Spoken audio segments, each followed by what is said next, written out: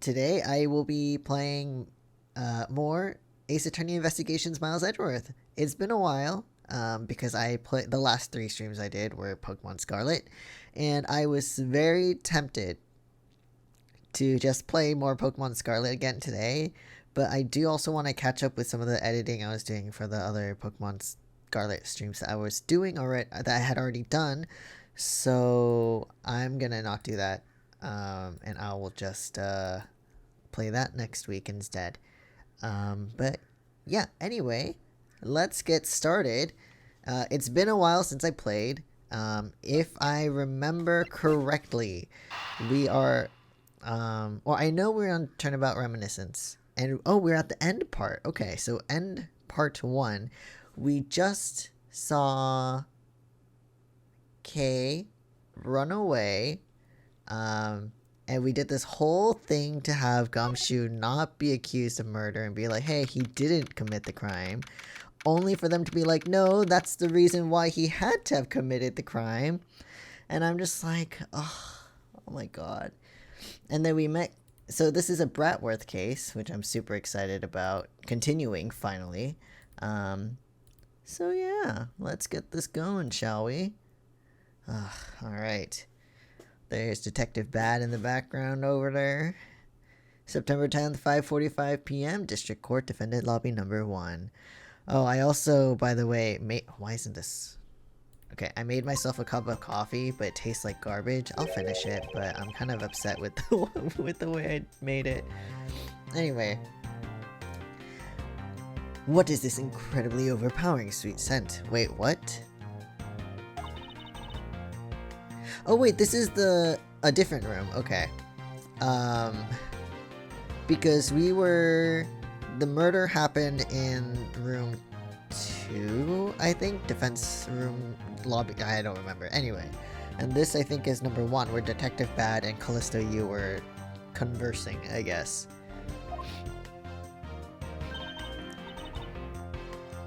Uncle Bad? Well, I mean, I guess he knew her father, who is one of the victims in this case, so that's fair. Uncle Bad, is this it? Is that Detective Bad and Kay over there? It looks like she managed to escape the bailiff. Or he told the bailiff to fuck off. Oh wait, that's perfume. You know what that bottle reminds me of? It reminds me of fucking... What's the guy's name? What was his name? Something Armstrong.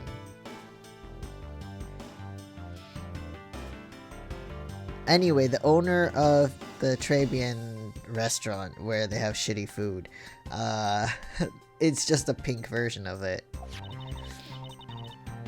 Aw, too bad, but so pretty. Oh, and also, please excuse my voice. I did get a flu shot and COVID shot at the same time on Wednesday. Wednesday and Thursday, I was pretty much dying. Friday, I was better, and today I feel a lot better, but my throat is still recovering a bit. So excuse if my voice doesn't sound 100% good. My apologies. I think. And I don't remember the voices because it's been so long. You're still a bit too young to be wearing that. But since you found it, I guess I can let you keep it. Excuse me, you're a detective? No, that's not how it works. What if that's evidence? That could be very important evidence, sir. Those two seem to get along rather well. Oh, here, I've got something else for you. So nice to her. What is this? A Swiss roll? So sweet! Earlier, I ate one of these with Gummy. The Gumshoe, yes. Gummy is... He was trying to be nice to me because I was gonna get in trouble.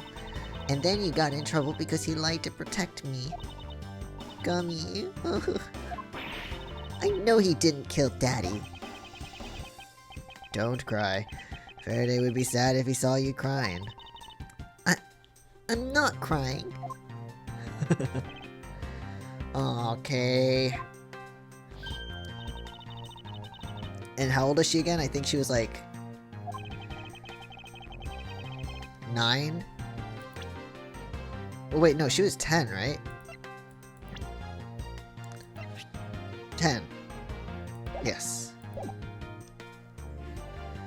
Don't you think it would be a good idea to go home for the time being?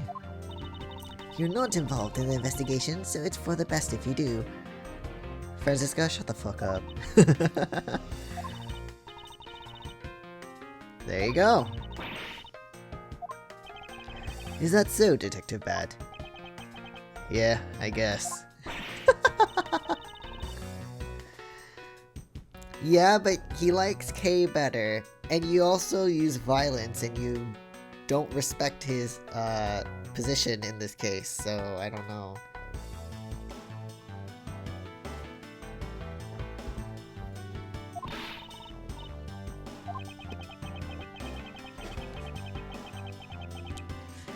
People are afraid to investigate things outside of the actual crime scene. You also had a few things she wanted to look into. Got a problem with that? I don't have a problem with that, but I am curious as to what Miss Yu is looking into. What if she did it? Though I'm sure she's in 2, so probably she didn't, but... Uncle Bad, I'm gonna go look somewhere else now, okay? Alright, I'm counting on you. You're not gonna kick me again, right? I know Gummy really isn't the bad guy. I mean it. So, please, find the real bad guy, okay? Alright, fine. I won't forgive whoever did this. But in the absence of the perfect piece of testimony and evidence, there is no one else who could be the true culprit other than Detective Gumshoe. That's so bullshit. That's actually bullshit, but whatever. She wandered off while I was pondering. Oh, she's gone. Okay, so we are... Oh, Defendant Lobby, that's what it's called. So we are in Defendant Lobby number 1. Yes, we know. They are the same. Okay, so I remember something. So in Defendant Lobby number 2, there's a window that's open on this side, right? And then in Defendant Lobby number 1, there's a window open on this side. And yet they say no one can go out because of the bars. And I don't know how true that is, because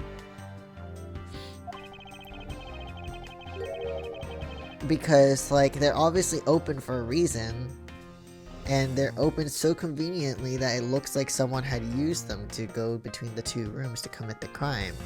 So there is a possibility that someone in Defendant Lobby number 1 actually went to Defendant Lobby number 2 and did the murder, but we don't know how or why.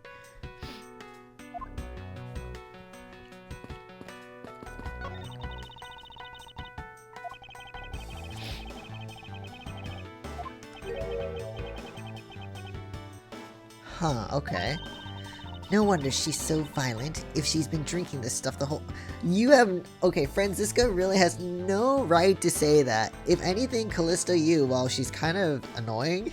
I mean, I liked her in the beginning, but she's kind of frustrating me at the moment. She's not really the violent one. You are. Neither woman should be allowed to comment on this particular topic, ever.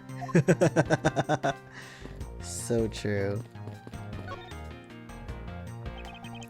It may not look like much, but I find that ordinary tables like this one are very useful. It's a fucking table.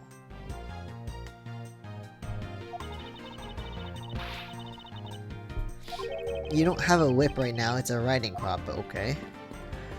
Alright, Detective... Oh wait, what about the plant?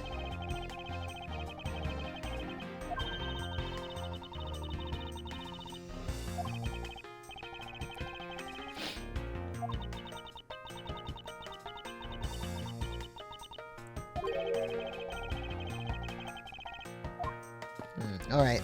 Okay, Detective Bad. Let's see. Detective Bad, what exactly was Kay searching for? Nothing that concerns you, boy.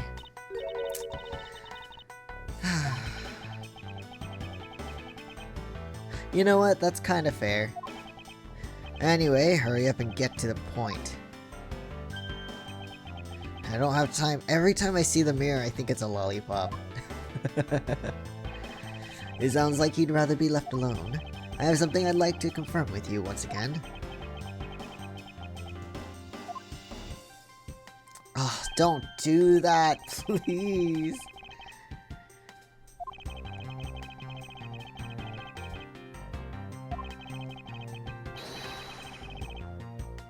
While you're still in the room, leave.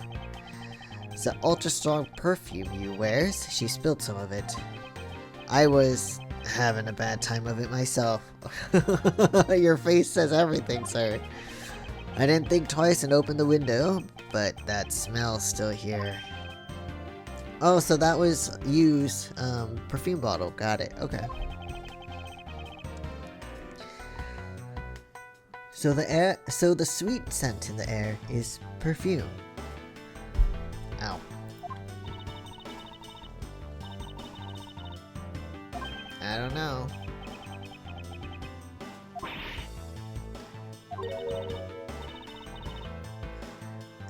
Listen, no matter what perfume you use, if you use too much of it or if you spill it, it's gonna smell bad.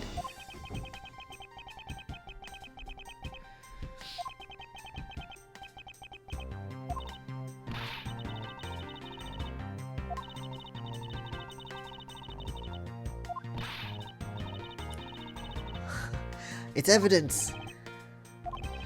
Why can't she ever be honest about her wants? So Missy, it's a pretty bottle.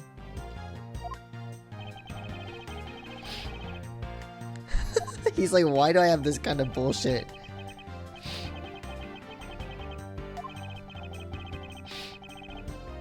I didn't even get to choose what you guys asked about yet. Okay. So during the recess, what happened? So you were in this room the entire recess. Okay. I made a call to the precinct to get that big lug down here. But other than that, I was waiting for the recess to end in here. Right, and then the murder happened.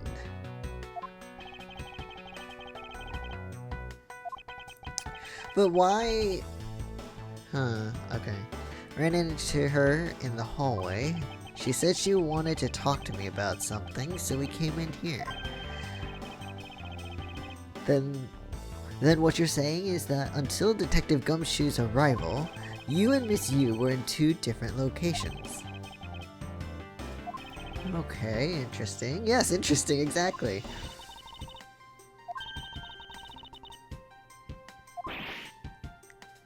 Why are you oofing? Does she really have a dislike for him?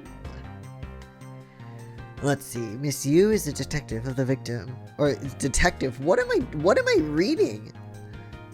That is not what it says. What's wrong with me? Let's see. Miss Yu is the sister of the victim of the KG8 incident. The way I said her name was so bad. And as I recall, Detective Bad was the lead detective on the case. I wonder if the reason for her disdain isn't simply because you failed to guard Cece, but because you were the lead detective on the case. It's in the newspaper. I also know that today's trial involving the Cadopian Embassy staff member is being referred to as a second KG8 incident. Did you know that? Now then, Detective, I believe it's time you were honest with me and told me the truth behind your relationship with Miss Yu and Mr. Faraday and the KG8 incident.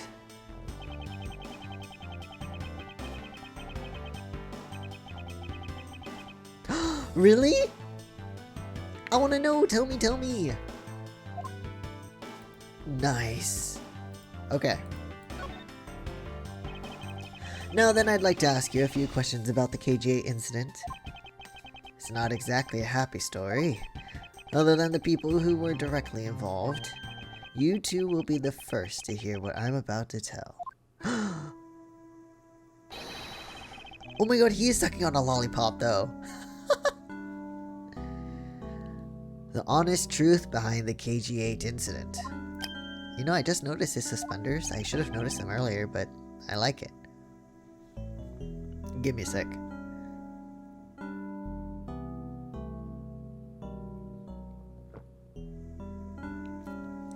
Okay. Faraday, you and I. As you already know, we three were involved with the KGA incident.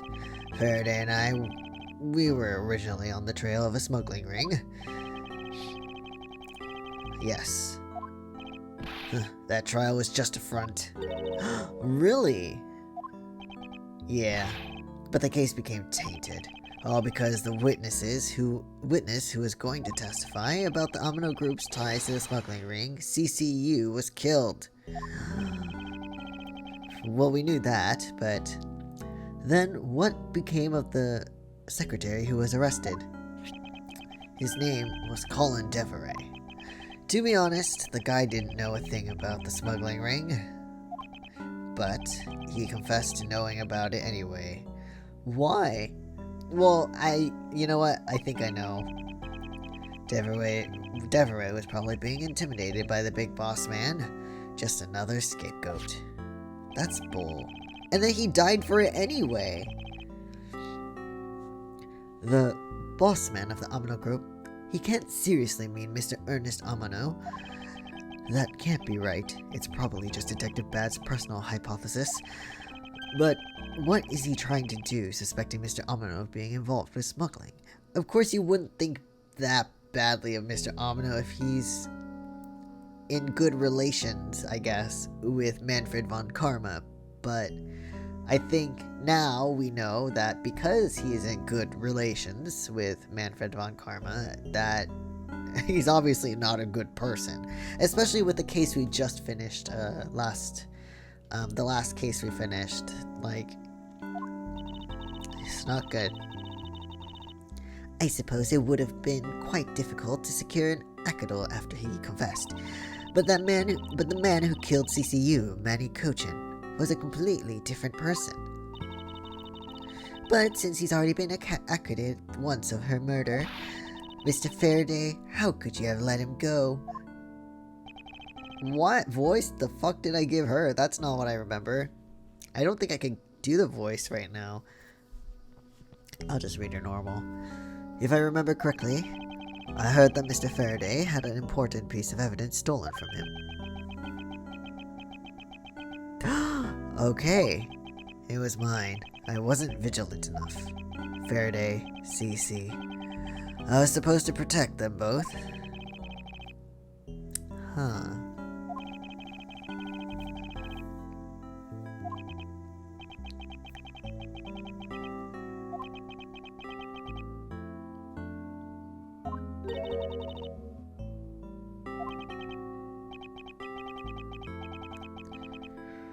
Oh my god, why didn't you just get it? Well, you know what, I was just about to say, why didn't he just get a new jacket, but maybe the fact it's like a reminder. I just noticed his tie has holes too. Get a new tie at least. The holes in this jacket are a testament to that trap. You mean you were fired upon? No?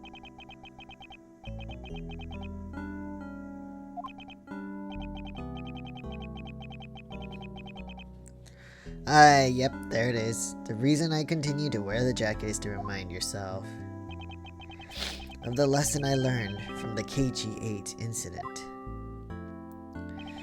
I see. I couldn't protect CCU, and the suspect was found not guilty. We had hit a brick wall as far as the law was concerned, and that's when she came to the courtroom, the victim's sister. That's when I first met Callisto Yu. Okay. I think with the train we're going at right now, I will ask the relation to you first, and then I'll go to the relation to Faraday. About when you first met Miss Yu, it was on the day the verdict of the KGA incident was handed down, was it not? Faraday and I, we apologized to her from the bottom of our hearts. It was all we could do, but just saying you're sorry won't bring my sister back. She said, "That's fucked up though, it's not your fault, not really." But I mean, in her defense, I guess, I think, you know, she was hoping they would protect her because she was a witness, right?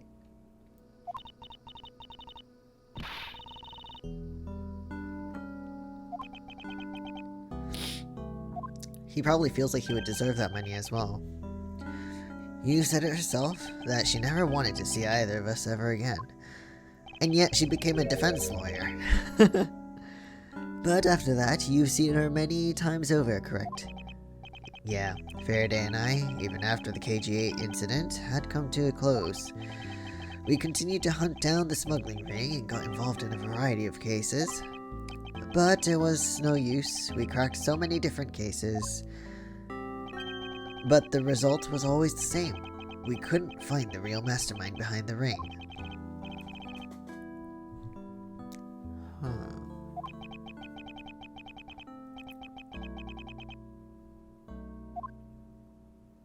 She was probably doing the same thing.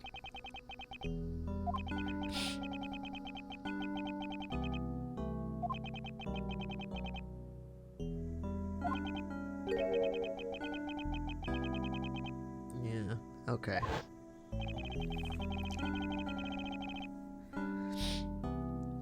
Her client was related to the smuggling ring and she was defending them. Yeah, Yu was pursuing the ring as best as she could as a lawyer. I think she defended Rel this time for the same reason. Right, she did say...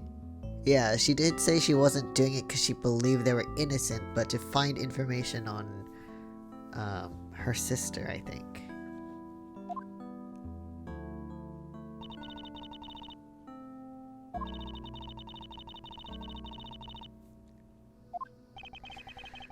Yeah, thanks for the flashback. I actually do kind of need the reminder this time because it's been a while since I played it.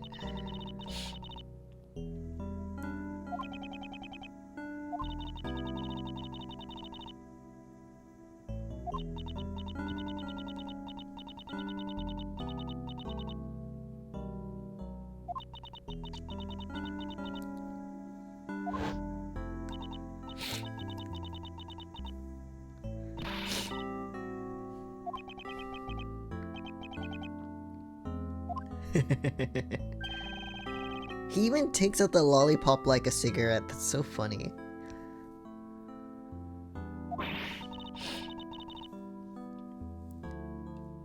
I don't think he gives a shit that you're Von Karma.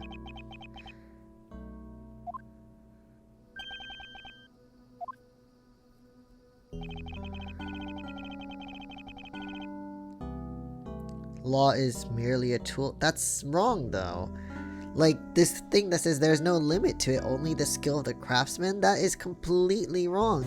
You can, I mean, surely you can try to find laws that would help, even like the littlest detail that could help your case, but there are limits. I think the fact that he's saying that is also a bit naive.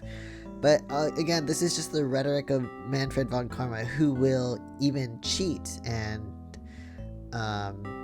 forge evidence, and you know, it's just so bad. Yeah.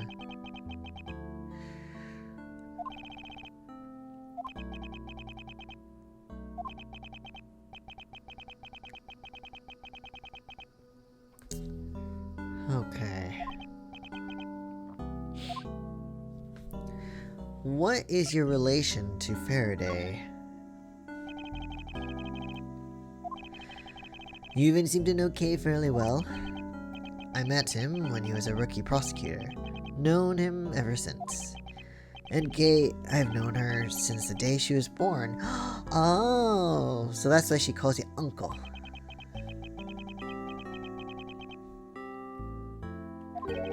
So I'm gonna assume that Kay was born after they had met then. Okay.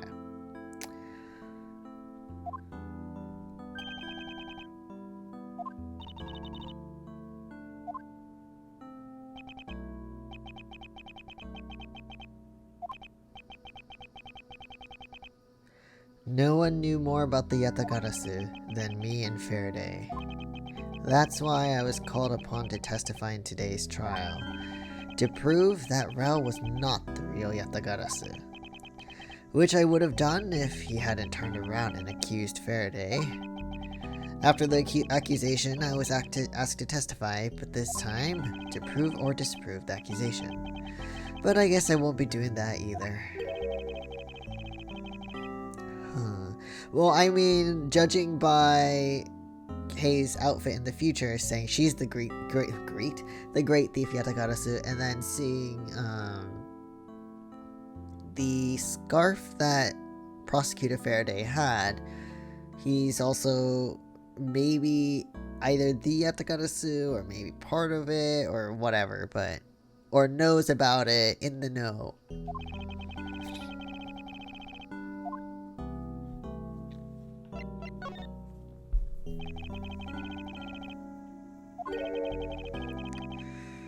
I don't think he wants to share.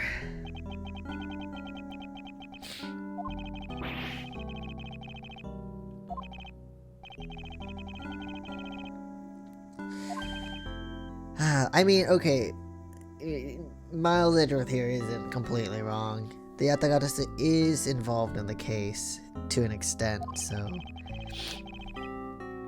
The KG8 incident and the second KG8 incident, both of these cases were tied to the smuggling ring, and in both of these cases, the witness who was to testify about the ring was murdered. However, there is one point in which they differ, and that is the presence of or absence of the great thief Yatagarasu.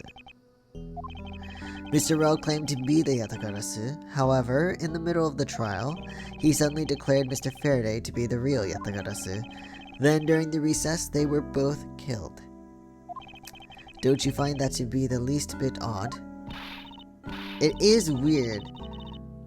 Franziska, calm the fuck down. Some patience. I believe that there must be some reason that the two men suspected of being the Yatagarasu were both killed at the same time. And so in order to catch Mr. Faraday's and Mr. Rel's cold-blooded killer, I feel that I need to learn as much as I can about the Yatagarasu.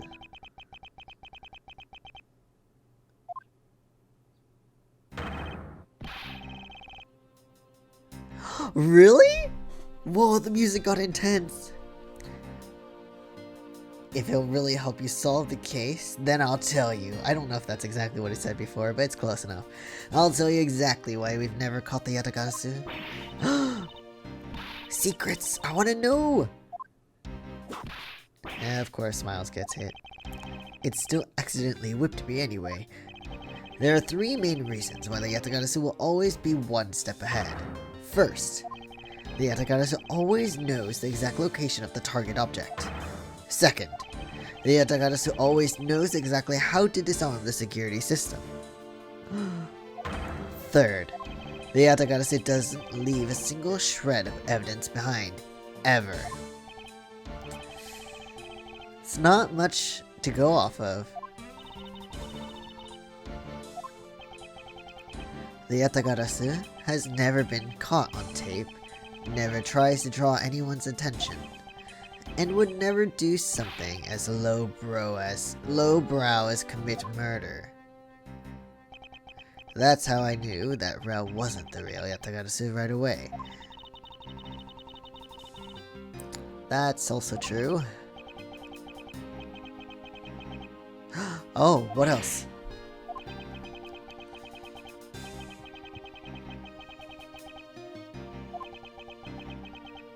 Oh.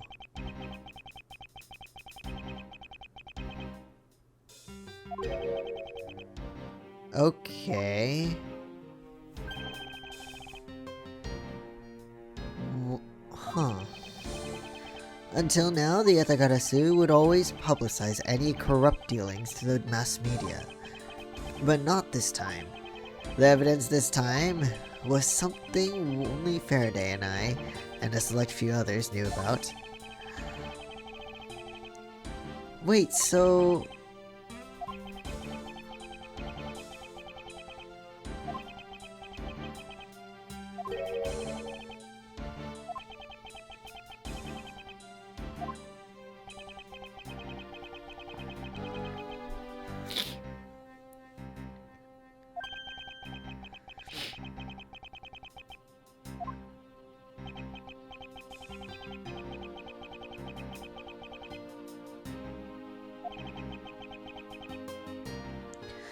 Okay.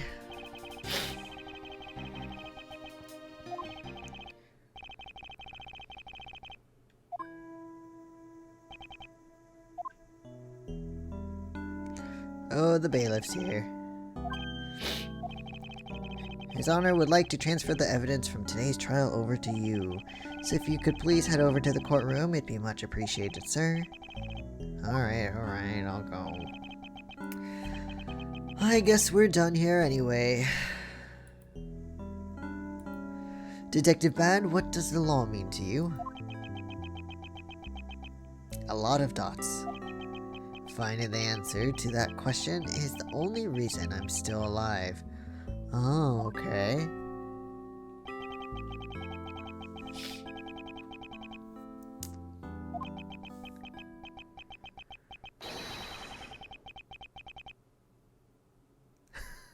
You're just gonna make the assumption that every defendant is a criminal, though. That's so bad. That's really bad. Also, I really hate that the judge's robe is so short. It looks weird. Oh, why are you so sad? Oh my god, he's so tired. The life's been sucked out of him for today. Oh, it's you, Mr. Edgeworth. It appears that His Honor is still a bit dispirited. For the first time today, I experienced what it's like to stand at the witness stand. I now have a greater appreciation for just how hard it is to give testimony. What the fuck?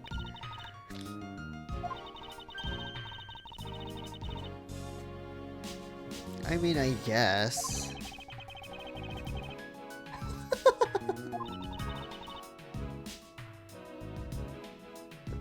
You're not trying to, but you are. Your Honor. Your Honor, I've come to collect the evidence that was to be transferred to me. Your Honor, the evidence. Your Honor! Yes, I can help you. Sir, are you okay? Judge! Like, seriously, is this guy okay? Like, what happened? I mean, I know what happened earlier wasn't a great experience, but like, what's wrong? Like, why are you like this right now? So I'm just checking something real quick.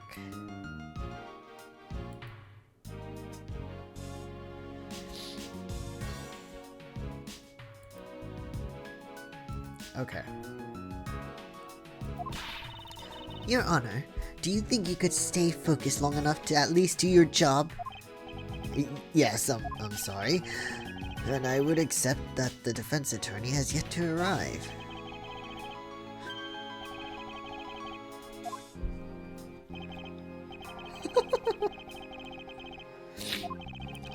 We're finally getting the evidence.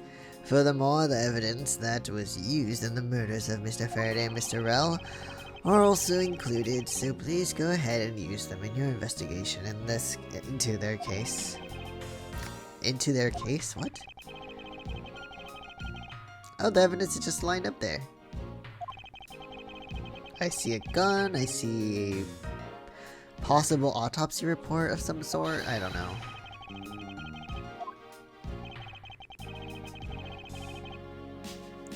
Alright, let's go!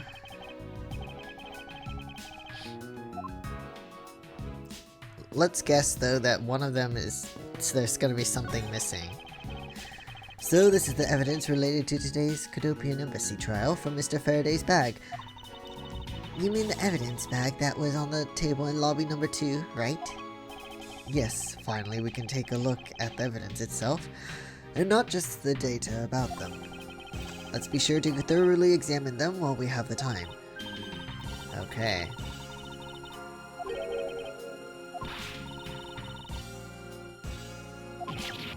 You don't? Don't point your crop at me just because you don't know something.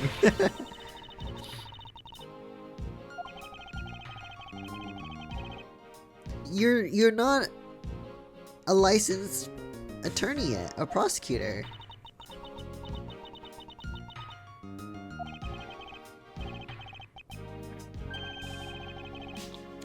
Oh, okay, so we have a new piece too.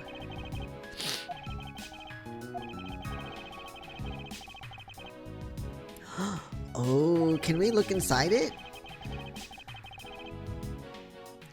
Wait, Detective Bad personally requested it. Ooh.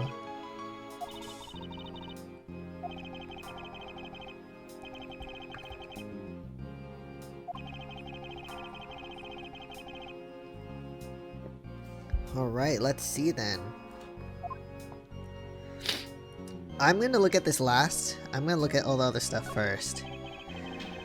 I took a quick look through these documents before the trial started. Okay. I suppose I should explain it to you then. Alright. Alright, fine. On the night of September 8th, an embassy staff member was killed in front of the embassy. The staff member died of shock due to being shot in the heart. Macrell was brought in that night as a suspect and thoroughly questioned, because a murder weapon was found on him, for which he was arrested on the spot. Yep, he was. Perhaps he was, for the weapon wasn't the only incriminating evidence we had. Farrell was caught in the act on film by a security camera. He was an even bigger simpleton, exactly.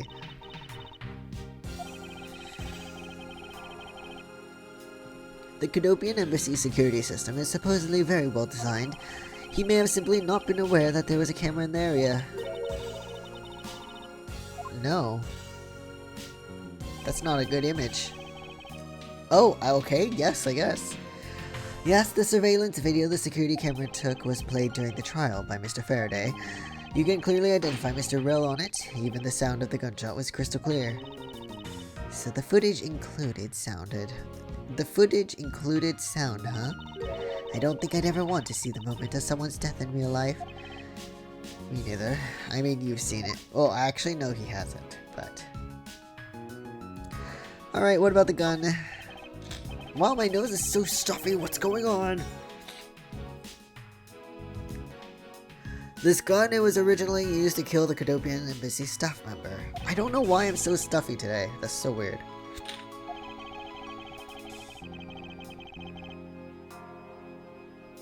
What if he actually didn't kill him? What if the Cadopian Embassy member was sniped? I mean, unless the video showed he actually just shot him point blank, then yeah, okay, he shot him. But, like, what if he picked up the gun and was like, what the fuck? Though he probably did kill him. I'm trying to remember if they said that he did kill him or not. Oh wait, no, he confessed to killing him, but was told to do it, right? By somebody else?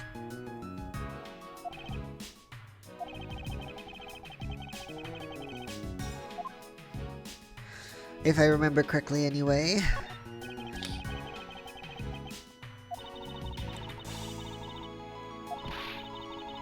I wish I could get a closer look at these.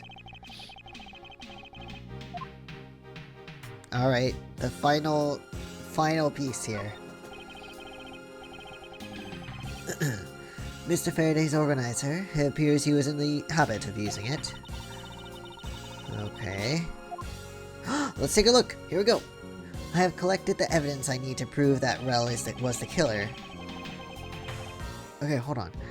Between the handgun Rel had on him when he was arrested and the surveillance tape, I should be able to prove that he was the one. So he did believe he was the killer. The sound of his handgun going off was recorded with superb clarity on the surveillance video. I also have evidence that I can use to prove that Rel is not the real Yatagarasu. Okay, so he believed he wasn't. No matter how he may try to play it, as long as I have the Yatagarasu's key, I can prove he's a phony. If I present it to him in court, it should clear everything up. Okay. It's been a long battle. I hope that this will finally bring it to an end.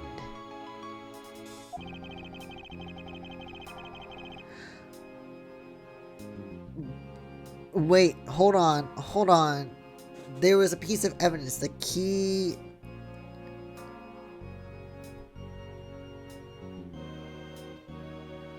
Key to the Yatagarasu or something?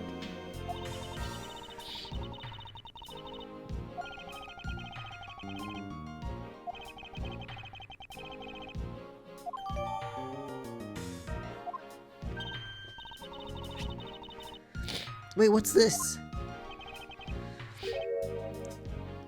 So where is... Wait. Oh. Wait. Wait. I want a closer look. Is this not it? And you could take this off and that's the key, right? Maybe? The Yatagara's key, okay.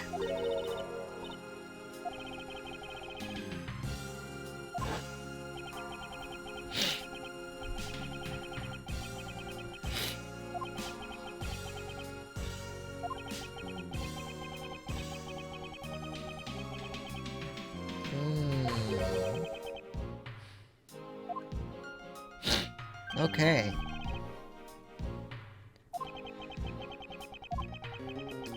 I think this flashback was a little unnecessary, but that's okay.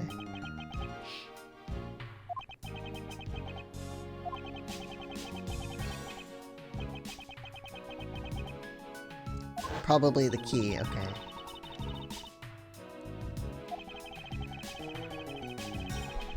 Okay.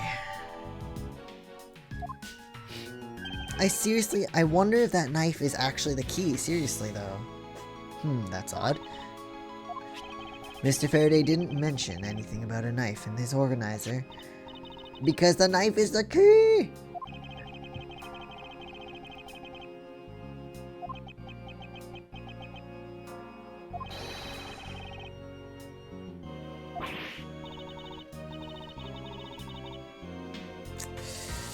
No. No, it's not. No, because it's not that easy to smuggle a weapon like that in here. Every person who enters the courthouse door is checked thoroughly for contraband. Furthermore, the suspect was handcuffed, making it impossible for him to bring a knife as large as this inside. Because it's not a knife!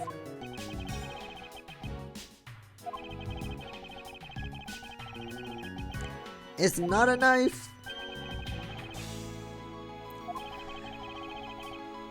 Not a knife.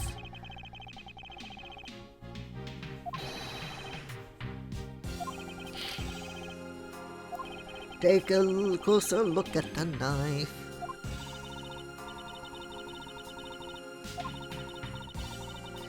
I have an answer, but the game won't let me answer it. Actually, I do know the answer, Francisca. One of the pieces of evidence we've been holding has been hiding a secret of its own, and it was through this piece of evidence that the knife was brought into the courthouse. This one. Wait, no. This piece of evidence, right? So... this one. This Yatagara's key Mr. Faraday mentions in his organizer. This is how the knife was brought into the courthouse. This is how the knife was brought into the courthouse. Francisco, just look at it. You just need to look a bit closer, Francisca, to see what I mean. Look at it. Exactly, it's a knife handle. Very good. Both the Yatagara's key in this photo and the murderous knife have the very unique design on their handles. Furthermore, even though Mr. Faraday mentions the Yatagara's key, the only object we found at the crime scene was the knife. That's what I'm saying! It's the knife! Or it's a key, or, you know, whatever.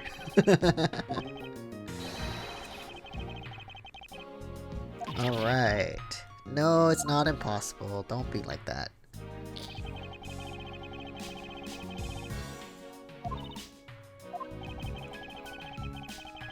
Just make sure you put on gloves before you do so. Okay, so let's examine this here.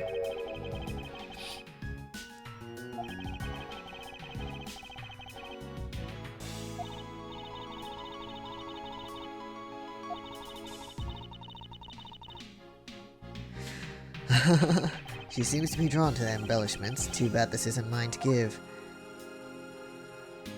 So...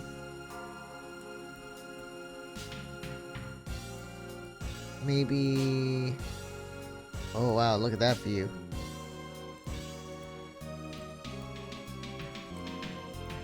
Wait, what am I supposed to, like... look at here, the blood?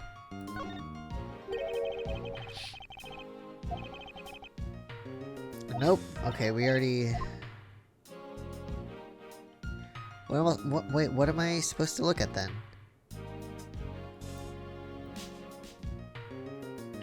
I can't examine anything else. It won't let me. Game, you can't just do this to me, come on. It kind of... maybe it's a switchblade, so like... maybe we need to examine that? No. Oh, here! Okay, here we go. Oh, that's not how I expected it to work.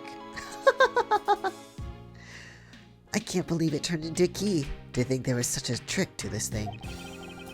So the weapon used to kill Mr. Faraday is actually the key the Yatagarasu stole. Okay.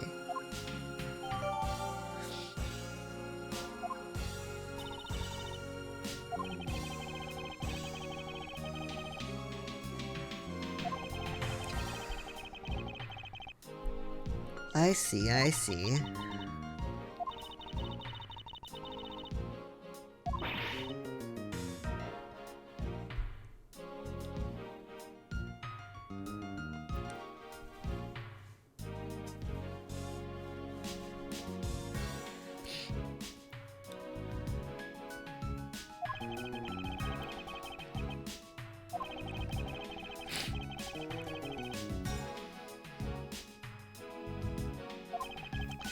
The only person it could have been was the one who sent the key in the first place.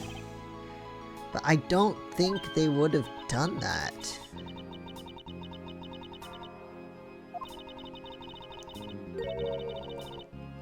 Absolutely not. Nope, absolutely not.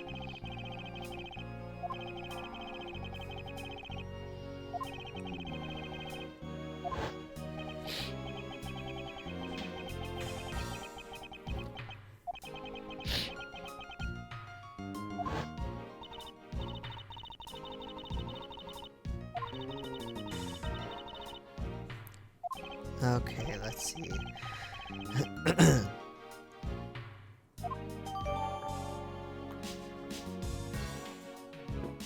So, we put it back as a knife? Or, no, it was just updated. Okay. Are we now? Okay, hold on. So we got... so we have the knife here. Or the key. Wait, hold on, sorry. And then this is the knife. Even though it's a key.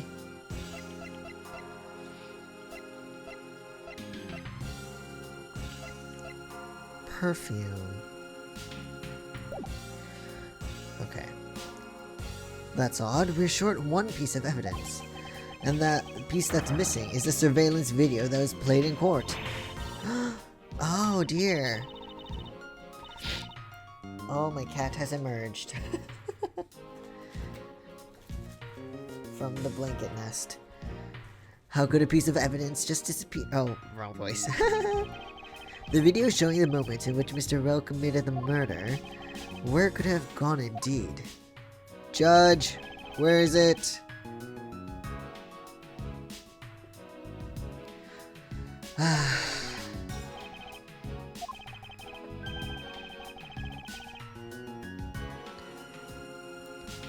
However, Your Honor, I am missing a single piece of prosecutorial evidence. Where is the surveillance footage?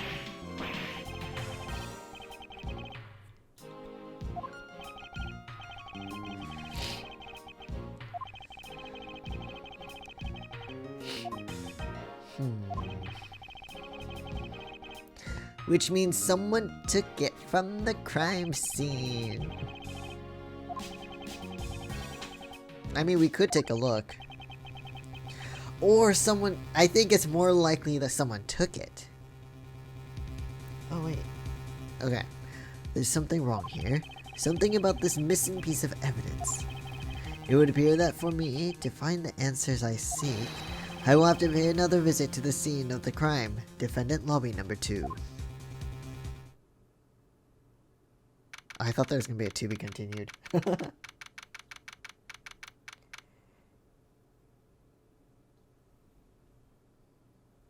Alright. December 10th, 6 p.m. District Court, Defendant Lobby Number 2. Wait, is that who I think it is? Wait. Wait a second. That hair is... I know that hair from anywhere that's laying.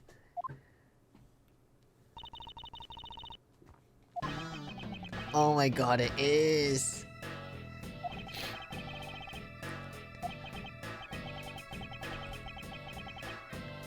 Oh my god. It's Agent Lane. Wait, they met back then too?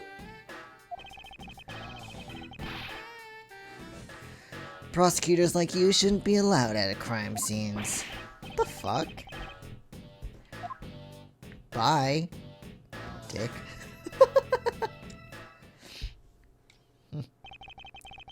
What was that all about? And who was that man just now? Whoever he was, I'd never seen a more impudent officer in my life. And then you'll work with him in the future, I assume? Because she was working with Interpol. Probably not. Maybe he does.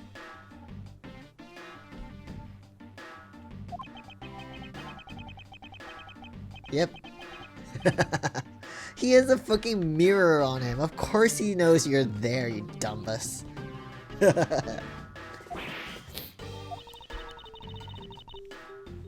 He has a mirror. What are you talking about?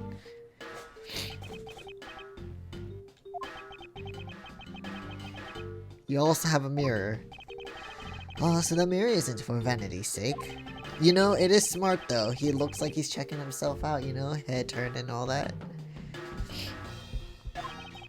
So tell me, Detective Bad, who was that rude man just now? The guy came here from the Republic of Zhangfa to study. He's Agent Lane. He's trying everything he can to revive the lost honor of his family. He's traveling the world to study different philosophies of detainment from scratch. Oh, that's honorable, I guess.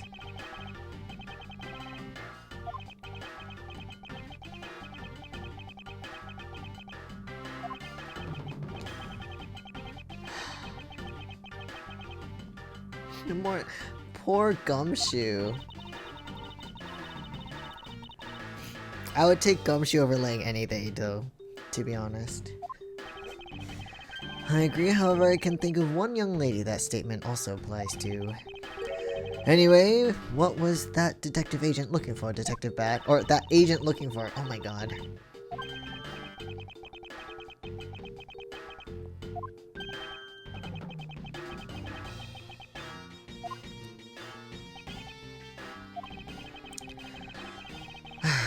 Fine, if this is the game I must play, then I will take this opportunity to draw out what he's been hiding and what happened in this room straight from him. Hey, by the way, did you see a surveillance tape anywhere? The TV's not that small. It's not that tiny, guys.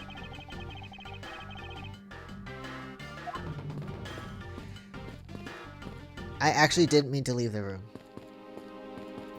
But I kind of Just want to see really quick. Why does the music reset every time we go to a new room? Kay! Hi!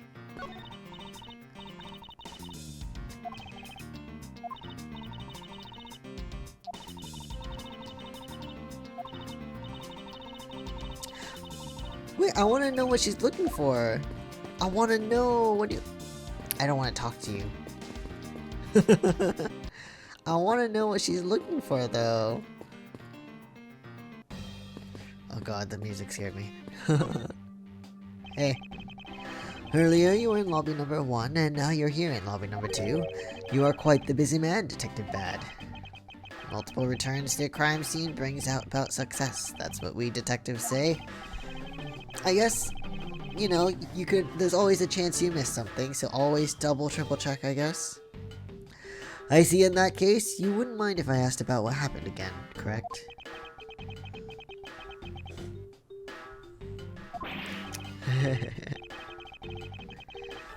Boy, you'll see. I will draw my answer from you one way or another. I don't know.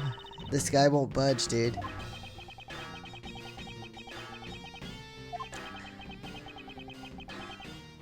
No, but we're missing something. There's missing evidence, dude. Please, we're asking you just for just a bit more of your cooperation. Don't push me, kid. No, but okay. I'd like to ask once again about what happened around here at the time of the crime. I refuse to answer. Any more investigating you do would be a waste of time. Besides, how am I supposed to answer questions about things I don't know about? I guess, but... Wait, is it possible? Maybe he doesn't know about the trick behind the piece of evidence. I should try showing it to him. It may prove to be the key to getting getting some answers from Detective Bad. Wait, really? We're gonna present that? Okay. Hey, sir, do you know anything about this thing? This thing? It actually looks kind of cool.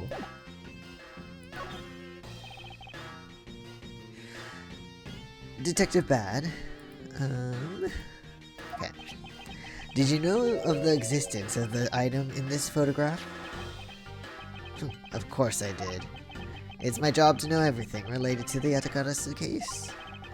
In that case, let me ask you something. Did you know that the knife that killed Mr. Faraday and this Yatakara's key are the one and the same? Oh, that he didn't know. No, it's not impossible. It's the same thing. No, his eyes are bugging out, dude. This piece of evidence, which we call the Yatakara's key, is actually a well-camouflaged knife. Mr. Faraday was planning to use this Yatakara's key to prove that Mr. Rell was not the real Yatakarasu. Isn't that correct? You guess so, okay. However, Mr. Faraday had no idea that it was, in fact, a knife. Alright. No one in law enforcement should have known, actually. I don't know.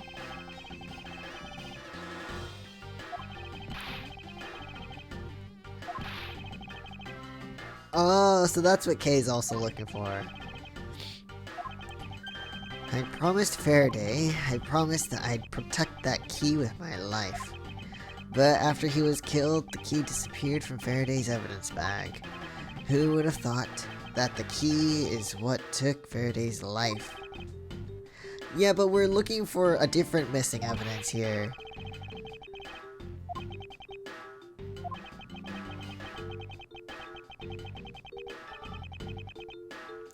You can't think like that, detective. You can't think like that.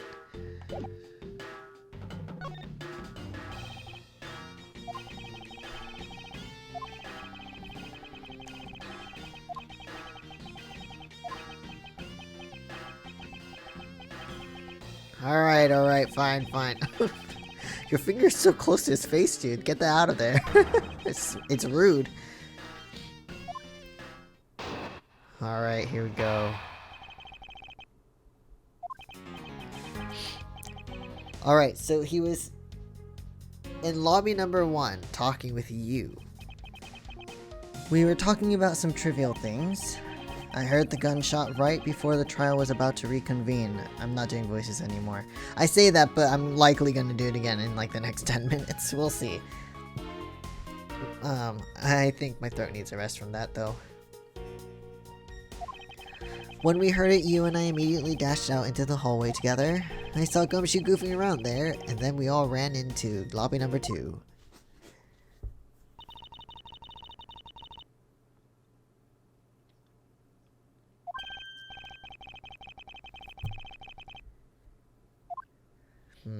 Okay.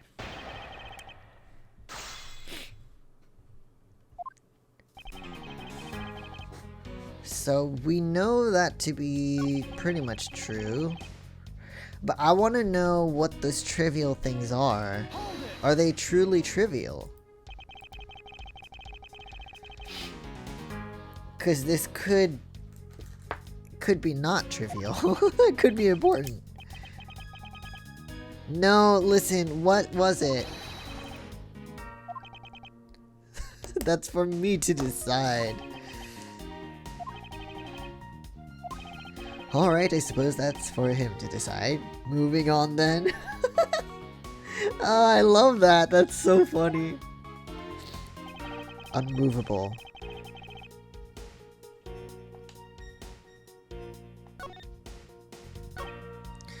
Okay, so...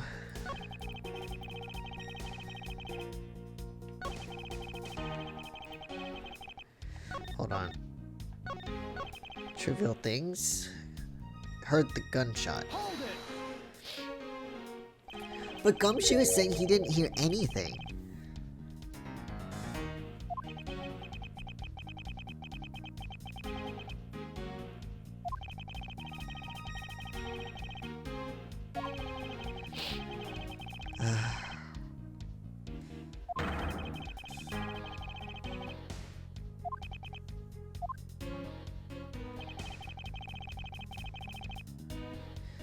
So he didn't hear anything until that gunshot.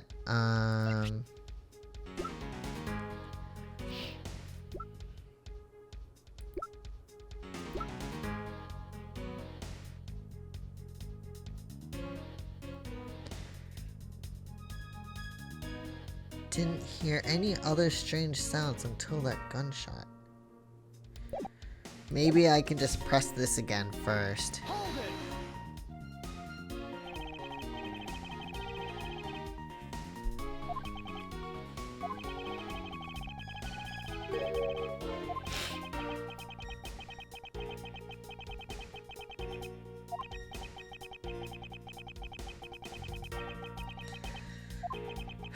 Okay.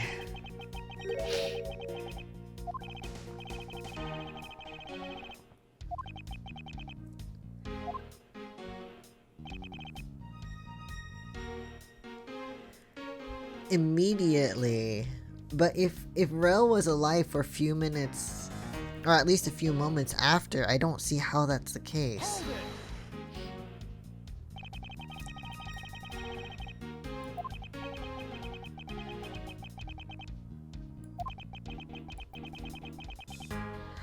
But why assume it was the room next door?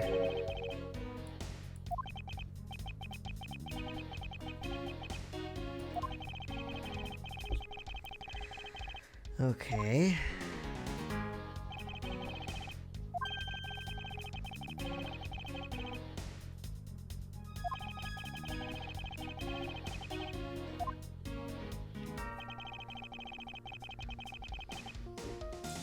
Goofing around.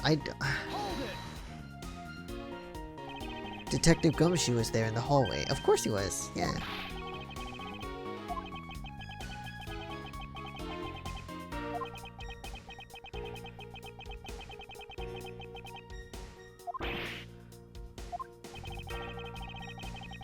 No, but then we would have heard the door. Would we not have?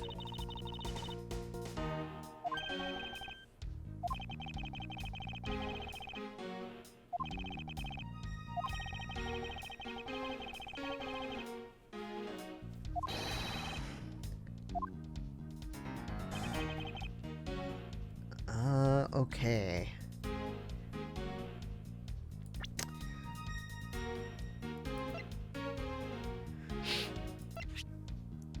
So something that we know that he doesn't. I didn't hear any other strange sounds other than until that gunshot.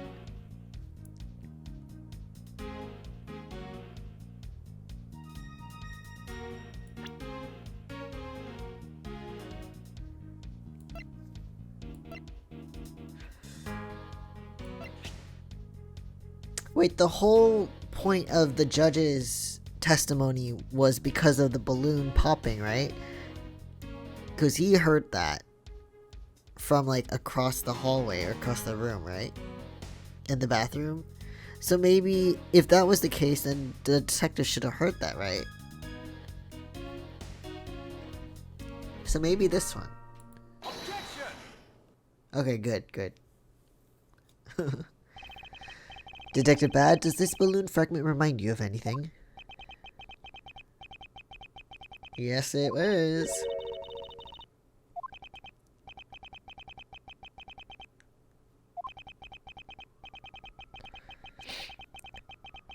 Oh, how nice. Where'd you get the helium to have it float, though? Because if you blew it with your mouth, it wouldn't float like that. Well, as you may have already surmised, this piece of evidence, or this piece did indeed come from Kay's balloon. The fact that it fucking popped. I wonder if you might remember hearing this balloon pop at some point. It popped right outside. The fragment was found in the hallway right in front of lobby number 2. Furthermore, it was the sound of this balloon popping that the judge mistook as a gunshot. No, and he heard it way earlier. 20 minutes before the trial was to reconvene. Yes, okay.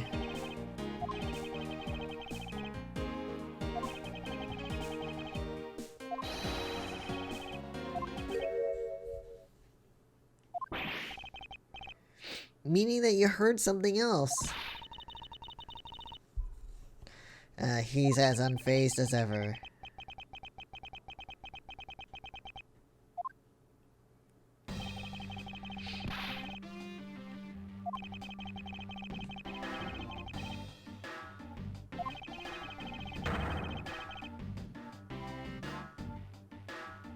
Wait, then how did you hear the gunshot then?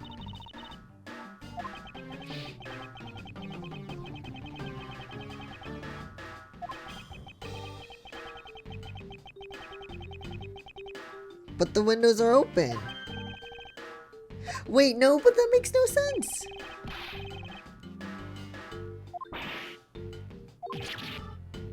How did you hear the gunshot then?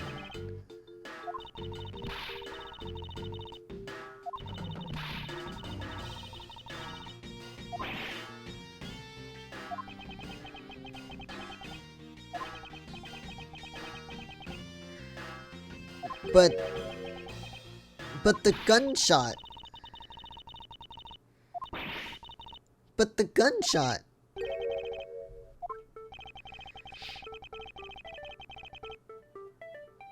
It's not possible to hear the. Okay, so if we examine the situation in reverse.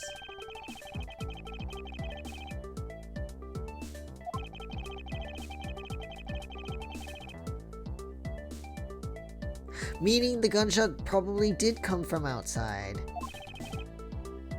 Maybe. Wait, I don't know.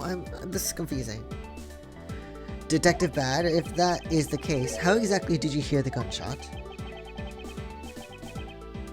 No, it doesn't work like that. You can't prove that our logic is wrong and then not use that same logic to prove yours not wrong. You know what? Whatever. You get the idea.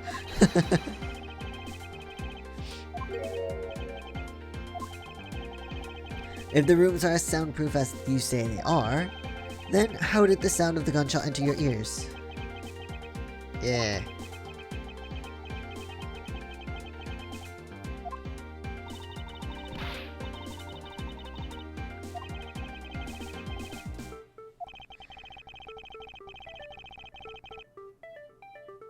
Because the window's open.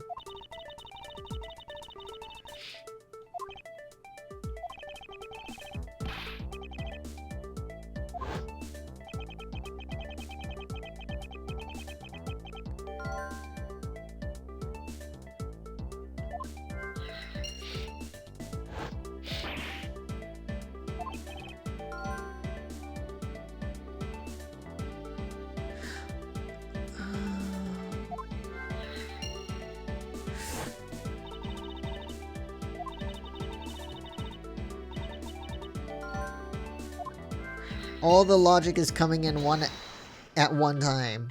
Okay, okay. So, no human can climb through these barred windows. The scent of the flowers is in the air. Oh, so this one and then, this one, right? Maybe? Because the scent of flowers? And I think the missing evidence is this one, so the evidence might actually still be in the TV or something. That's my guess. So I'm gonna do this first.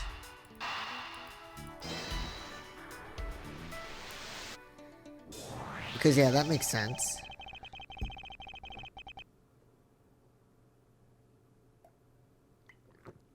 Okay.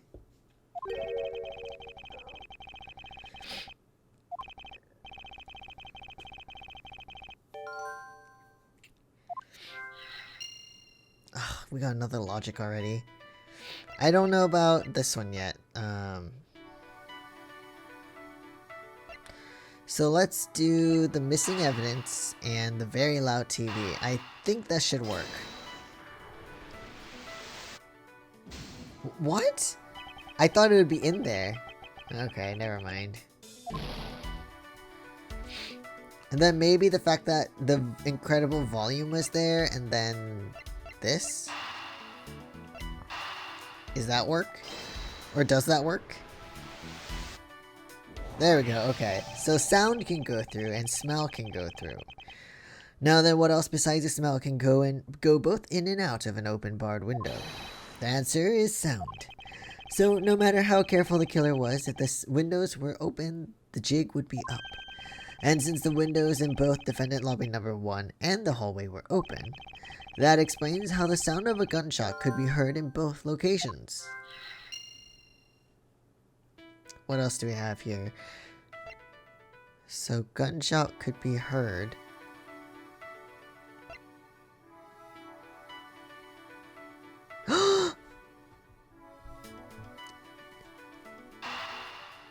I think from the surveillance, maybe? Maybe they were watching it at full blast.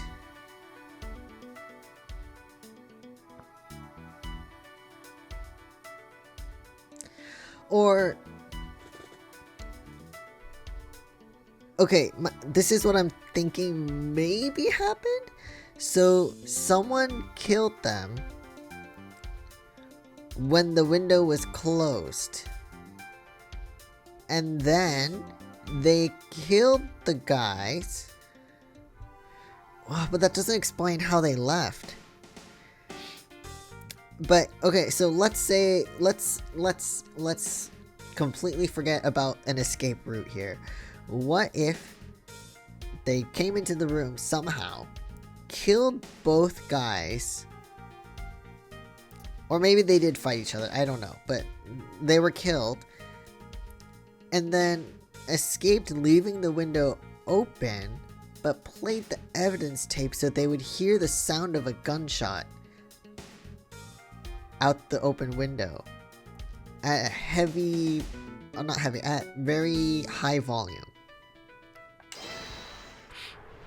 Or something along those lines.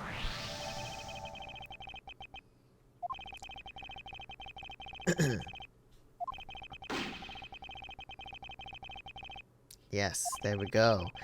The video should have been returned to Mr. Faraday's evidence bag from the recess and brought back here. If it disappeared after that time, then it's possible that the tape is still here in this room. Enough. I don't like that they used a Eureka. It's kind of out, it's pretty out of character in my opinion. But it's okay. You know, or maybe it's not, because Miles Edgeworth is a little dorky sometimes. Which we love, but you know, just saying. So I think it's in the TV. Or in the VCR. It's not a waste of time to think, for I have figured out where we should look. I believe we should examine the television. He's like, the fuck is this kid talking about? Well, you kids have fun. Go ahead and examine whatever you like. Okay, I'm gonna look at the TV then. The VCR. It's a video player, and there seems to be a videotape inside. Of course it did. This tape, could it not be the missing surveillance tape? Can we not play it at full volume though?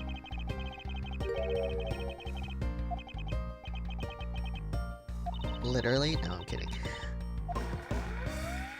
Now lower the volume, please.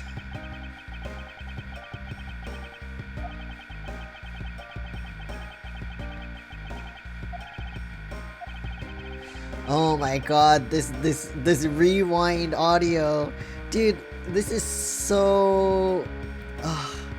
I used to own like you could probably just put the VHS in the VCR player and press rewind and kind of watch the movie backward for a bit, but that would take forever.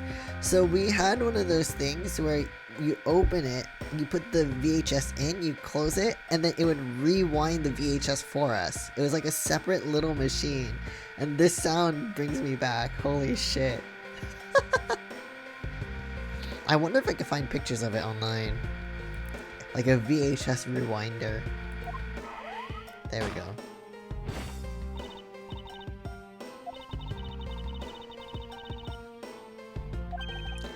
I knew it. The missing piece of evidence, the surveillance video, was here all along. There it is, the VHS. It's a gunshot. It appears that Detective Bad has figured out the true source of the gunshot we heard. With this, I think we can figure out the trick behind this double murder. And the fact that the gunshot that they heard was the VHS, not an actual gunshot.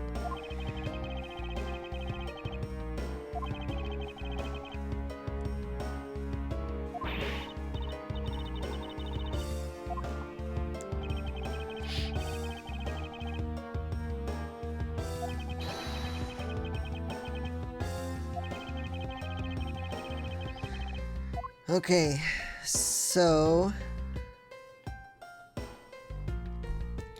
I can deduce that the gunshot they heard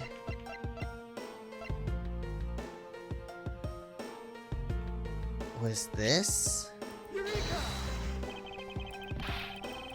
No, okay. Alright, hold on. Franziska! Let's just skip this. Let's just skip.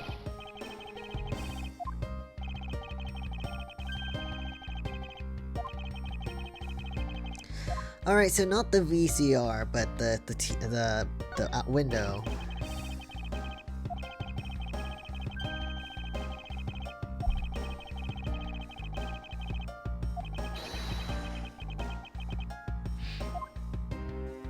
So maybe deduce this one then.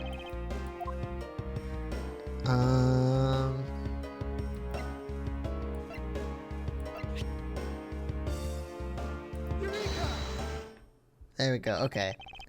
So it was the correct evidence but the wrong location. If the door and the windows to the crime scene, namely this room that we're in, were closed, the killer could have used the gun and no one would have been the wiser. Yes, However, what happened in reality was, Detective Gumshoe, Detective Bad, and Miss Yu, all three of them heard the gunshot. Exactly. But then why would the criminal open the window in the first place? Uh-huh. That's the only logical conclusion we can draw from this. But why was that necessary in the first place? I want a real answer, Miles. I demand satisfaction. Alright, alright. What was it that the killer wanted to manipulate for our perception of? I think when the crime took place. Because Detective Bad hadn't seen Faraday and Rel for a long time. No one saw them for a while because they were in recess. And Gumshoe was eating, but he never really left the area, so I don't know how that would have happened. I'm gonna try this one. The killer wanted to fabricate the time of death to their precise wishes, and they used the gunshot in the surveillance video to do so. Yep, okay, so my theory earlier was pretty much correct. I just don't know how they got in the room.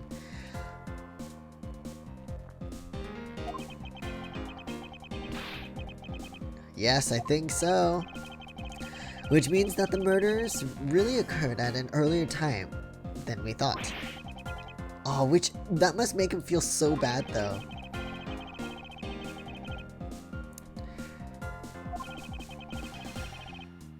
Oh, and if it was the 30-minute mark when the gunshot starts, then... Or when they see the footage start, then they could have left it on for 30 whole minutes before they even heard any gunshot.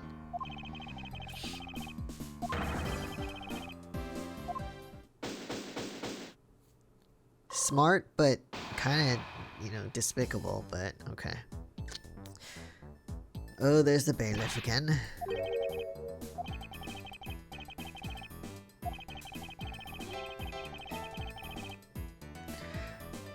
Has she now? Is it Gumshoe? I know it's not. But it would appear that the time has come to uncover the truth. To be continued! I'm gonna take a break. But first let's save. September 10th, 6:15 p.m. District Court, courtroom number 3. Let's go. So who is the real murderer that you have so identified? Oh, hey, Kay. Kay, what are you doing here? Oh, hello, mister. I'm still investigating. But the object you're looking for has already...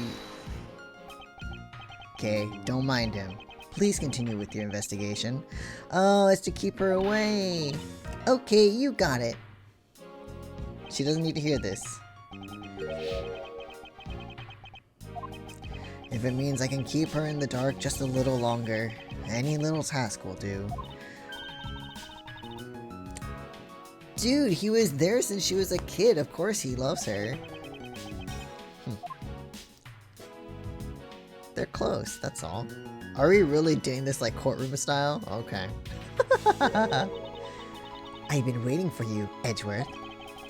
I've also been waiting for the moment in which we can finally lay this case to rest. Stop laughing! No? No, we haven't. Of course we haven't. Gumshoe's innocent. Oh, I see we even have a viewer in the gallery. And why, even Mr. Bad is here. Wait, we do?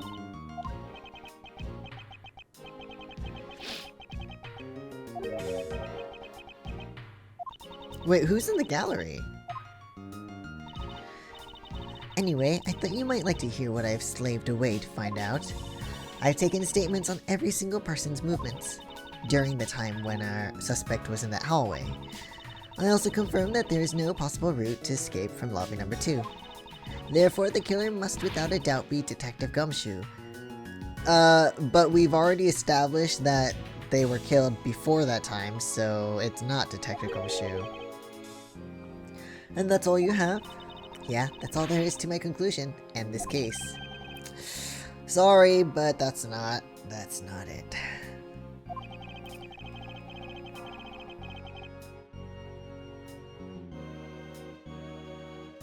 Sorry, need to sneeze.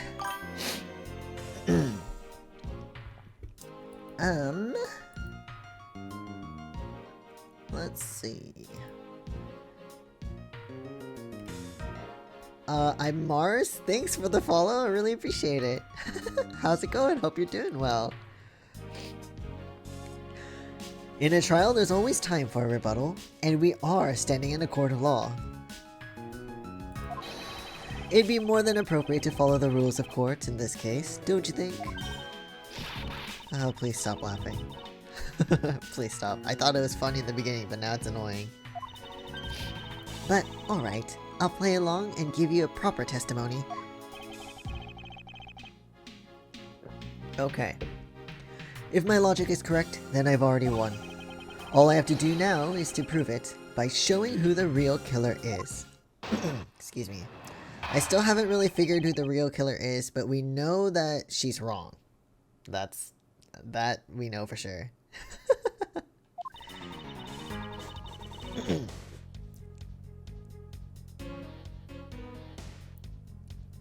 Hi, how are you? I'm doing fine. Thank you for asking. How about you? Hope you're doing well. And again, thanks for the follow. Much appreciated.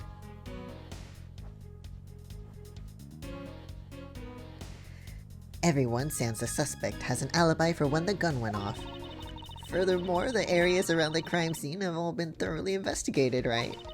I also confirmed that there's no possible escape route from lobby number 2, which leaves us with one unshakable conclusion, that Detective Gumshoe is the killer. Wow, that's, not much to go off of, miss, but okay. Now that you have your testimony, I expect a good rebuttal, Edgeworth. Of course, there's no need to confront her logic head-on right now. I should instead focus on drawing out any trump card she has up her sleeve. Alright, here we go, Miss you. Doing good. You're welcome for the follow. You seem cool. Well, thank you. I'm glad you think I'm cool, I guess. But much appreciated. I'm glad you think so.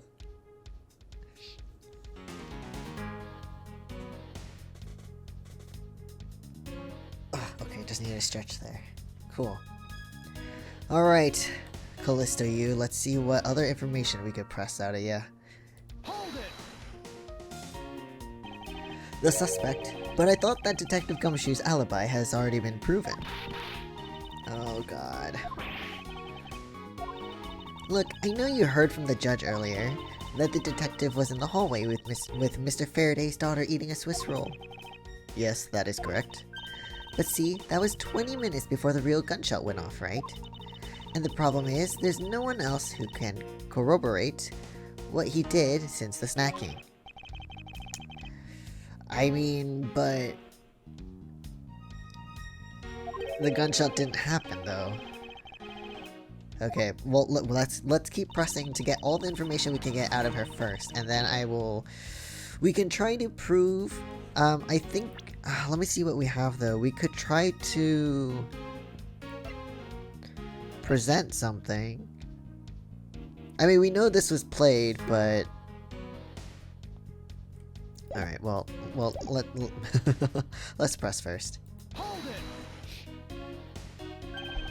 Whether they have been thoroughly investigated or not is for me to decide. Oh my god. She's trying to lower your guard, dude.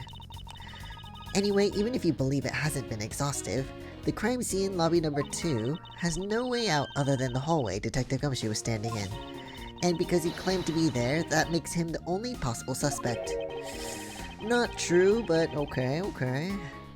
But isn't it also possible that someone escaped through the window and into the garden? We know that's not true, but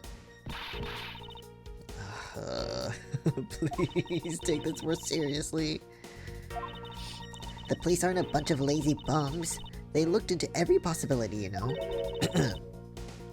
Isn't that right, Mr. Bad? Oh, come on, you're on our side. Or maybe not, I don't know. There wasn't a scrap of evidence to suggest someone used one of the windows. There also weren't any footprints or anything in the courtyard garden. Okay. I see, Detective. I mean, I guess you're just in the side of the law, not really like... on our side, I guess. I'm not really a talkative person, but you do seem really cool. Sorry if I seem weird. No, it's all cool. I don't mind. Dude, anybody's welcome. If you rather just lurk or just watch without saying anything, I'm totally fine with it. You're not weird, it's okay. Gonna be honest, in not real life, because this is really how I am, but like, when let's say I'm watching someone else stream, I'm not really one to talk with them either, because I'd rather just watch. I'd rather just like observe and watch how they do things, if that makes sense.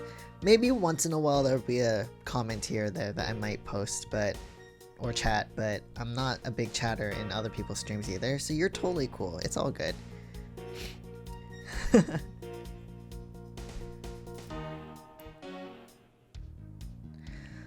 Did I read this? I'll read it again. I suppose they really did check everything that could be relevant to the case. Alright, miss, here we go. Are you absolutely positive that there are no possible routes of escape? Of course I'm sure. And why are you so certain? This is a courthouse, the place where criminals are brought to be judged. If there were... Ooh, voiced. Excuse me. If there were an escape route, I'm sure every criminal would be using it to escape. It's just common sense. Oh, stop. Miles Edgeworth, I suggest you use a bit more of it in the future. Don't whip... of course. Francisca, please. How many lashes has he taken today? Just too many. Poor man. You may think it's unshakable, but to me there are still too many unanswered questions. For example, who was it that placed the gun in Mr. Faraday's hand?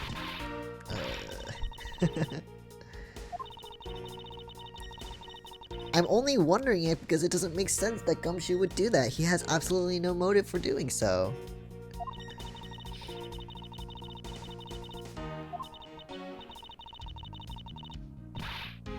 You should, you're an attorney.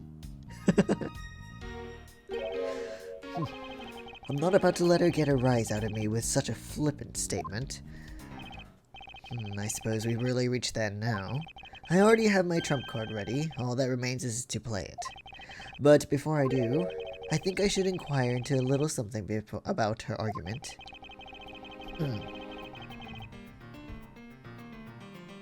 Also, please excuse my voice. I said it early in the stream, but Wednesday I had 2 vaccines, COVID and flu at the same time. So Wednesday I was dying, Thursday I was dying, Friday I went to work for a few hours. So today I'm much better, but there's a slight linger of raspiness, so just apologies if I sound extra crispy. I already sound sniffly bad enough as is usually, so I'll be a little bit crispy today, but it's fine. It shouldn't be too bad. You said earlier that you confirmed the alibis of every person other than the suspect. However, I don't recall either Francisca or myself speaking with you about the subject.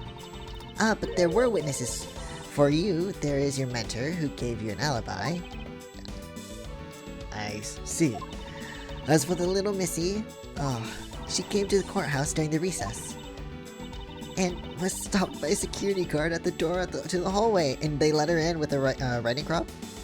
Huh, okay. I sound fine? Alright, cool. Then no problems. Thanks for confirming. She gave him quite a whipping for that, or so I heard.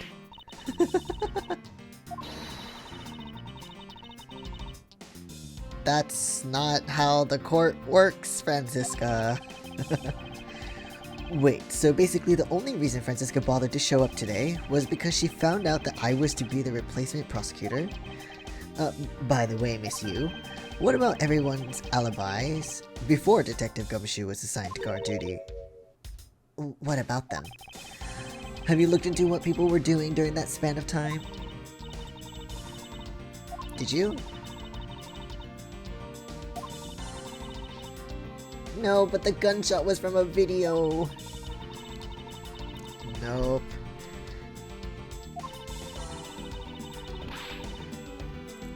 Tisk, tisk, tisk, ma'am.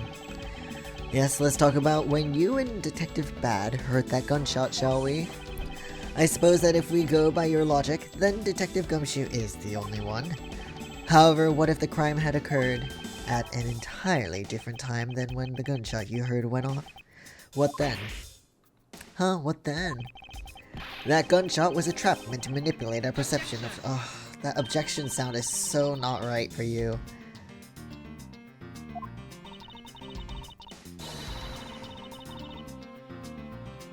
That voice just does not fit at all. That tape. Yes, it's exactly what you think it is. This is the surveillance tape of Mr. Rell the prosecution presented in today's trial. This was found loaded in the video player in lobby number 2. That was connected to the large television that had its volume turned all the way up. You can't honestly mean that the sound was heard. That sound we heard was the gunshot in the video. But I do, which leads me to my next point. The murders occurred much earlier than when anyone heard the gunshot, quote unquote. That's the only thing I can think of too. After committing double homicide, the killer took the surveillance video out from Mr. Faraday's evidence bag, turned the television's volume all the way up, and left the video to play. Okay. If played from the beginning, it would take 30 minutes for the gunshot sound to come on. That's what I said earlier, exactly! And since we now know that the method of time manipulation is possible, it opens up the possibility that the killer is someone other than Detective Gumshoe. Okay, who did they have to voice her objection? It really doesn't fit. Every time I hear it, I get, like, weird. It's uncomfortable. And the voice isn't bad, but it doesn't match her.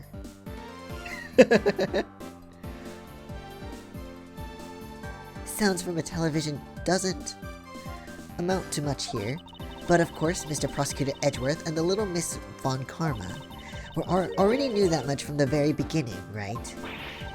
Yeah? Yes, but we have another explanation for that, Miss Callisto Yu. We know about the soundproof quality of this courthouse's rooms. Of course, I'm not about to admit that we had no idea until only a little while ago. That's right, and if the rooms are soundproof, then we should not have been able to hear it. But your window was open. The windows were open. And... that's it, end of story. But it's not. Wow, she's really fast at her makeup. Or at least, what's the word I'm looking for? Anyway, fixing it up. Lady, that's too much though. You're just adding layers and layers of shit. At some point, it's gonna cake on there and increase a whole shit ton. The door was open? No. The window was open. There is actually one common point between lobby number 1 and lobby number 2. And it is that despite the fact that both rooms have air conditioners installed, a window is popped open in each. Because you spilled your perfume. Now we know that the window in lobby number 2 was opened by the killer. However, a window in lobby number 1 was also opened.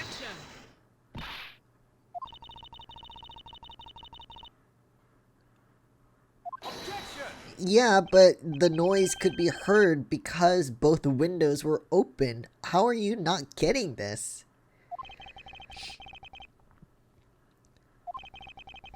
The answer is that a certain person did something to cause the window to be opened, and the person who triggered the action... Wait, did she do it?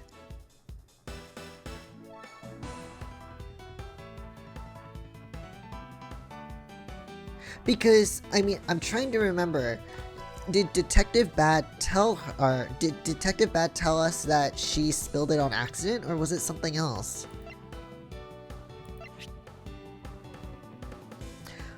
Spilled,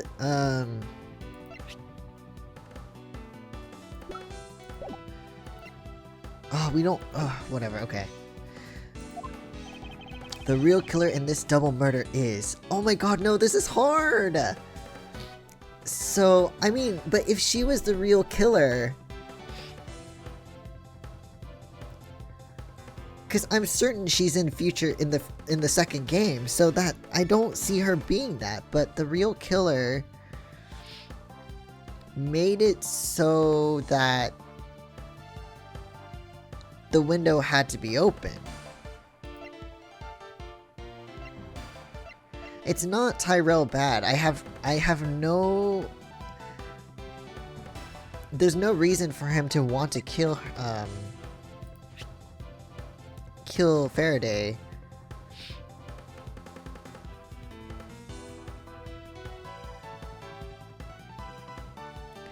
The real killer in this double murder is...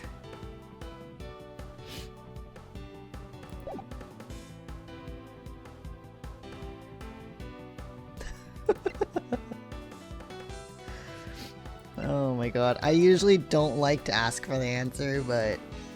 Or if there's any speculation, or any like... You know, if you think you know, maybe... I'm so lost. Or I could look it up. I don't mind looking things up too, but...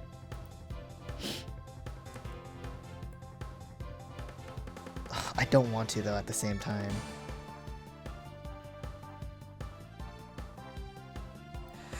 I'm gonna go with... Okay, you know what? I know she's in the future game. I'm not gonna look it up. I'm just gonna go with her. I did a spicy save. It's okay.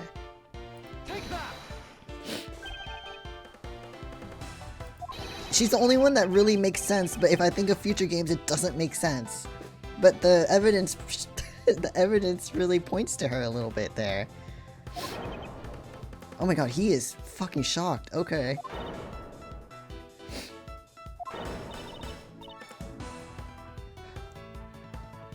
Oh, she's mad. Because she spilled her perfume. Because earlier I was trying to make... Like, I was trying to remember if she had spilled it herself so they could open the window, or if something else had made her spill it, but I can't remember for sure if that happened, so I'm gonna assume that she spilled it herself and then go from there. I don't understand her motive just yet, but of course I'm serious, because she's the only one who could have done it. Well, Miss Yu, do you still feel like laughing now? That's a very half-hearted laugh compared to earlier. My argument must not be tight enough yet. Although I never thought things would spiral into this. But I'll have you know I'm enjoying this dance quite a bit. I guess this means it's time for my own rebuttal now, right? Oh god, okay. You argue that the window was opened. However, do you have proof it was I who did it? Furthermore, do you have proof that the tape was used in committing the crime? Frankly, I'm shocked at you for going around accusing people of murder like this, especially with logic as full of holes as yours. This is where it really starts.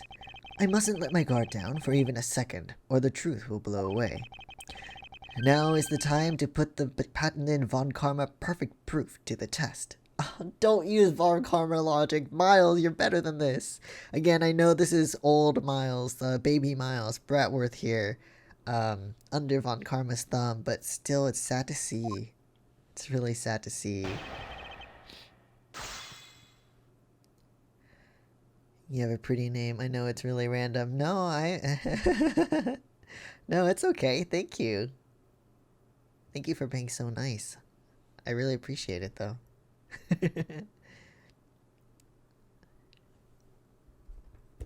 Very kind of you. Thank you. Alright, Miss Yu, let's listen to your next rebuttal here. Do you have proof that the tape was used in committing the crime? You argue that the window was opened, however, do you have proof that it was I who did that? Can I... Hold on, let me see.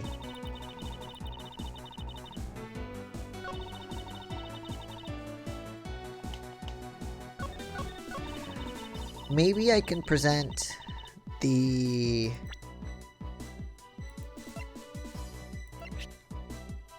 perfume? Yes! Okay. I'm sure you've seen this before, haven't you, Miss Yu? It's your perfume. Edgeworth, I never knew that you were into wearing that kind of perfume. It's your perfume. It's not exactly what I'd recommend for boys, you know. This isn't mine. That's right, it's mine, and I received it from Detective Bad, you see. Miss Yu, you can pretend all you like, but we know at least this much for sure. That this bottle of perfume was given to Detective Bad by you. Why are you laughing? While you were in lobby number 1, you made a big show of spilling some of this perfume. That's according to Detective Bad. Oh, I know. You also knew that if you spilled it, he would naturally move to open a window. Come now, I've already told you that's all just a big coincidence. After we opened the window in lobby number 1, I just left it open, you know. So maybe it was just dumb luck that we heard the gunshot through the window. No, but why would the other window be open if that was the case? The timing of when you were going to spill the perfume is something you could control. And the most important fact about the case is when people were made to hear the shot. Furthermore, it would have been pointless if you didn't have an alibi for yourself at the time. Bad is so mad. Miss Yu, you were the one who called Detective Bad into lobby number 1 when you saw him bring Detective Gumshoe into the hallway. Is that correct? Oh... All of today's premeditated events could only have been thought up by you, Miss Yu. Oh. Wait, is this correct then? You seem very angry. You accuse me of a murder on the fact that I spilled a little perfume. Well, allow me to say this much. I couldn't have killed Mr. Faraday. Would you care to testify as to why? Look, I've had a lot of fun today. Really. But I grow weary of this game of cat and mouse. Let's make this the last testimony and wrap up this absurd case once and for all. Oh, there's more. There's more. There's more. There's more. Oh dear.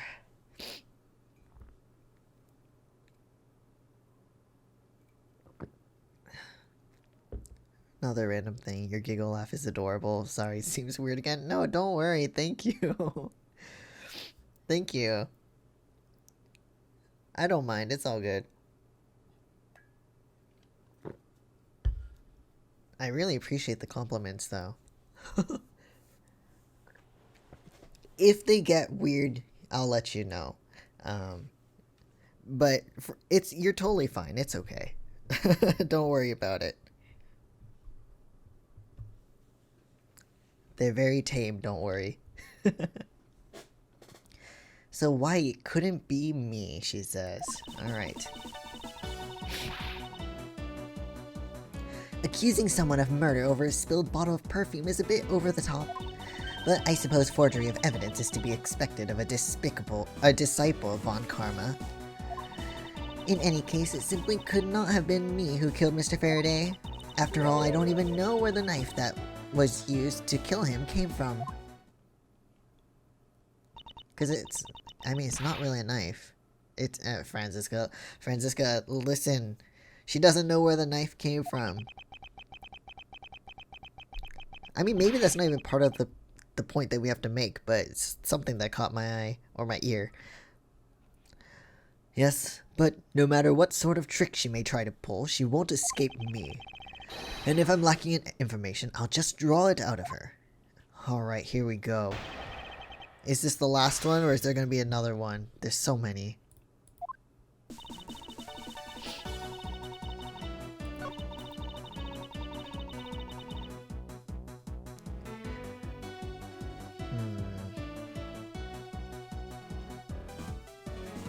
Okay, we'll just...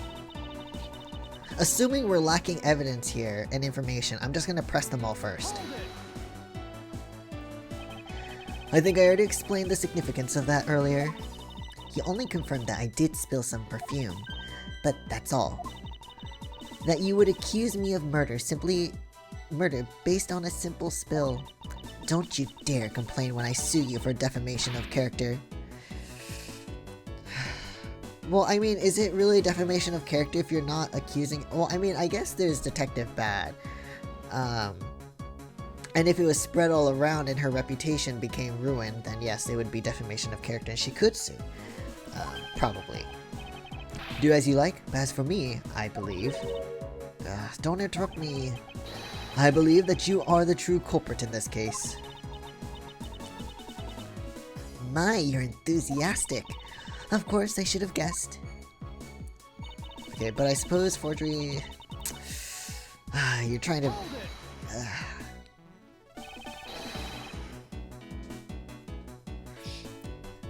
Edgeworth, I know you don't know any better, especially because this is your baby years, but she's not wrong.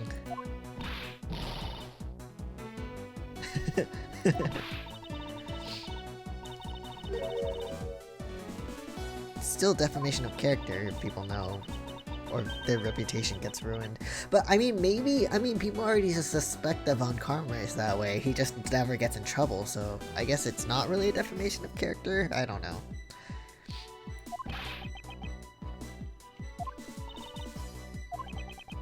And they're finishing each other's sandwiches. God damn it, that's frozen. Sentences.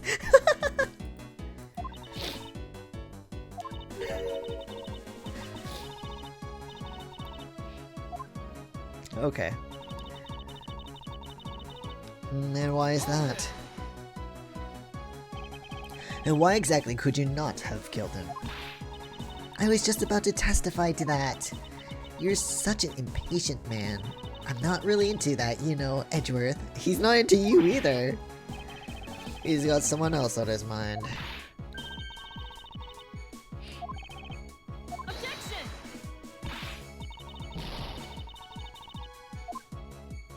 Can you whip her and not Edgeworth?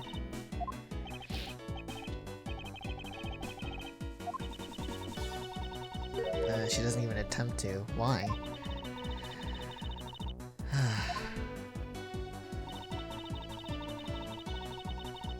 Okay, let's press this one. I think the key is with the knife.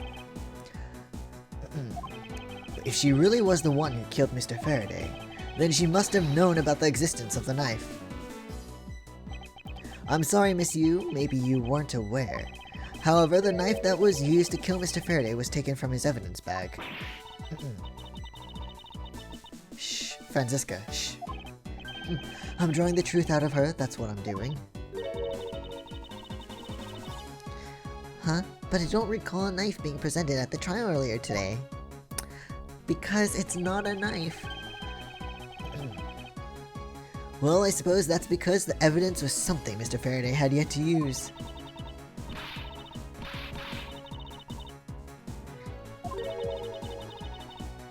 We're not lying. No, we figured it out. You're right, there was no actual... I mean, there was a knife, but it's not just a knife. Exactly. Yes, okay.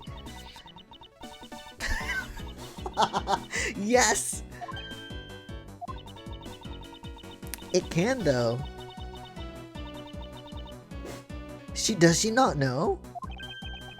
I never intended to do such a thing. It was all a misunderstanding on my part.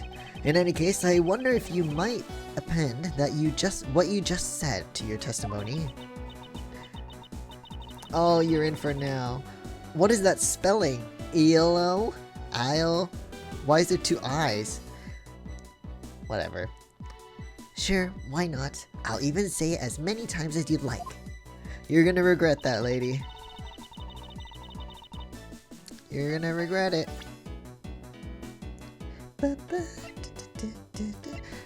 Now, do I present the key? Turns into a knife. Okay, I think it should be okay. I think it'll be fine. You know, we probably could have presented the knife as well, but I think this one makes more sense. Miss Yu, I wonder if blah blah blah, I can't speak, sorry. Miss Yu, I wonder if you might take a look at this photo for me. This is a picture of the key that Yatagarasu sent to the police. However, while it may look like a key at first glance, it in fact has a secret ability to transform into a knife. Which means that what was inside Mr. Faraday's bag was both the Yatagarasu's key and the murderous knife.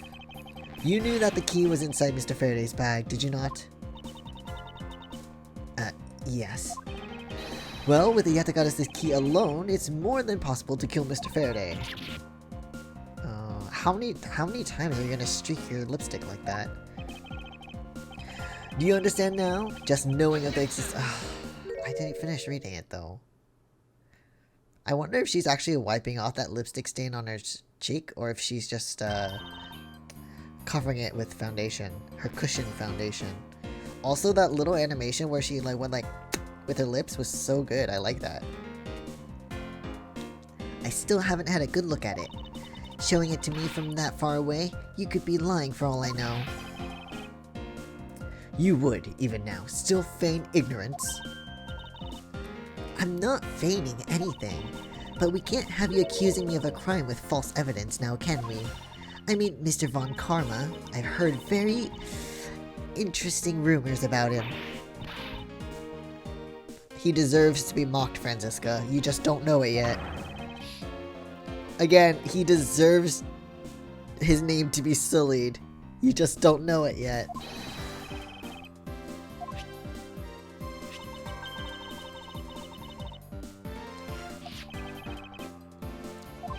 Okay, but take it back from her. She might get rid of it if she's actually the one who did it.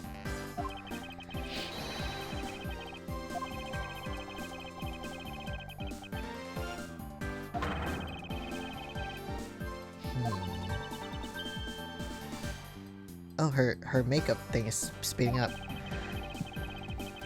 Furthermore, the something that the Yatagarasu Furthermore, the something that the Yatagarasu sent to the police. How did you know How did you have knowledge as to what it was? Really?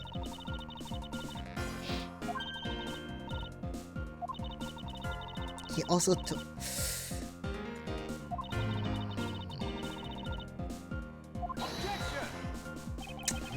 I don't know. Mr. Faraday himself didn't know about the hidden knife within the key. For within these pages, he mentions nothing about a knife.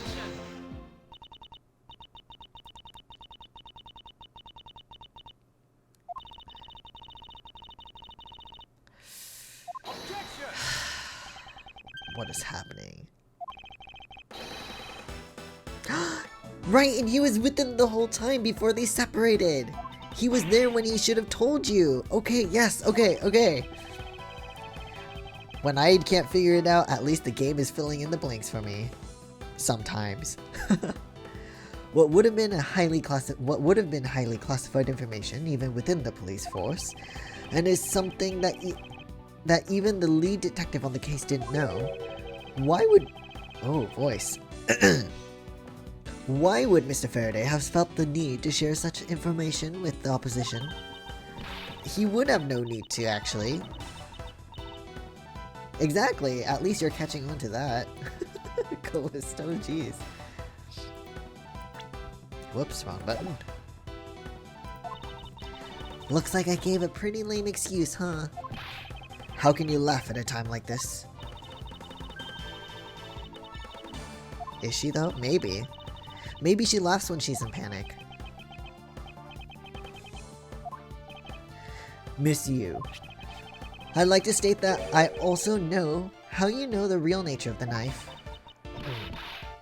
Oh god.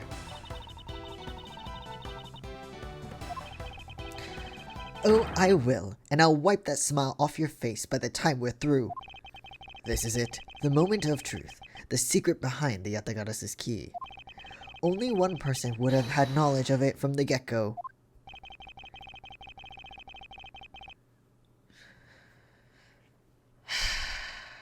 Who indeed, right? The Yatagarasu themselves? Right? That's the only explanation, is it not? Take that! I mean, I might be wrong, but there's only one person who would have known about the dual nature of the key. And that is the person who sent the Yatagarasu's key to the police. Oh, don't make that expression, please. That is to say, the Yatagarasu herself. Quiet all of a sudden. Oh, I love this music too. Are you saying that this lawyer is the great thief Yatagarasu?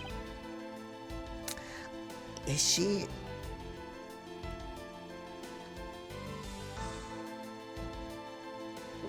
But from what I understand, the Yatagarasu doesn't kill, right?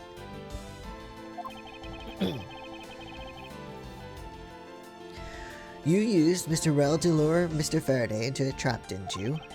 You who profess to bear a grudge against criminals. Why? Why do something like this? She's still laughing. Hello?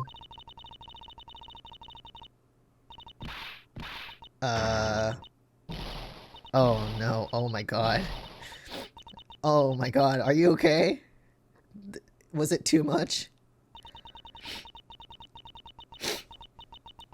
Who would have thought that you, a stupid rookie prosecutor, would see through me? You're sending the biggest chill down my spine right now, Edgeworth. This feeling of thrill, it's even greater than when I sneak into someplace. Wait, Bad, you're sweating bullets here.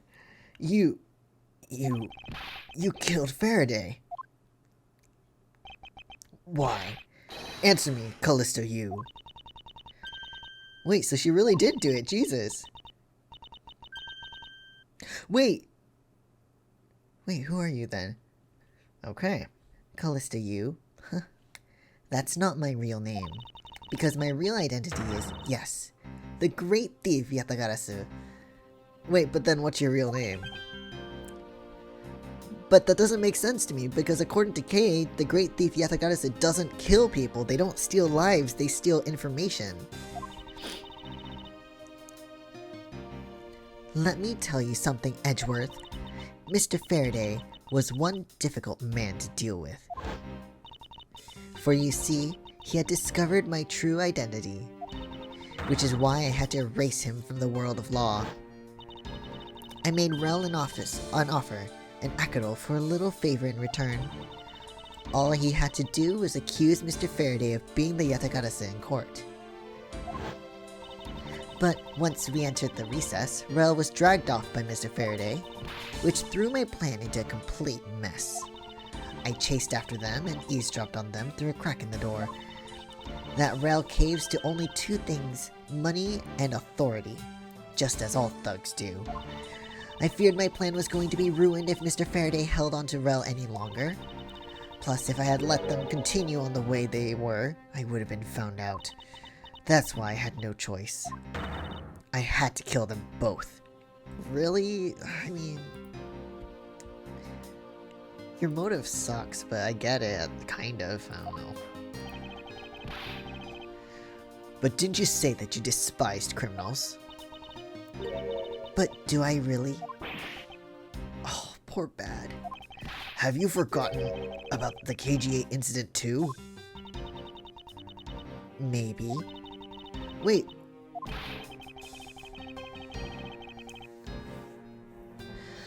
So, then, was it your plan to kill Mr. Faraday with the very evidence that you sent?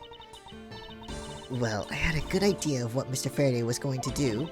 I anticipated that Mr. Faraday was going to prove that Rel wasn't the Yatagarasu by using this Yatagarasu's key as evidence, and that he would bring it with him. Which is why I thought to use the knife portion. With a weapon as well disguised as this, no one would be the wiser. Because who in their right mind would think something like this could be a weapon?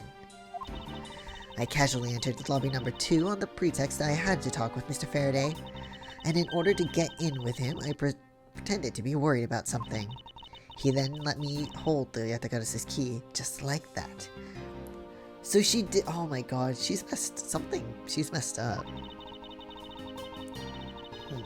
He never noticed that I had changed the key into a knife inside that plastic bag. And he didn't have the chance to take note of the knife that took his life. Oh my god. Wow, everything's unfolding now, huh? I knew him for a long time, you know. At the very least, I thought to give him a quick and painless death. But I mean, Mr. Rel was in the same room. He would have snitched.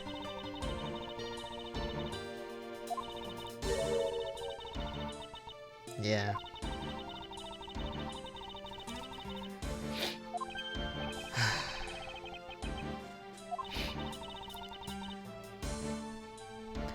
I hadn't actually planned to use a gun. The risk was too high that I'd be caught. However, that's when I remembered the existence of the surveillance tape, which is why I had Rel help me set up the crime scene. And after all that was said and done, I rewarded him for all his hard work with the bullet. Wow, that's absolutely fucked. So you had the guy help you create a crime scene, and then you killed him for it. Great.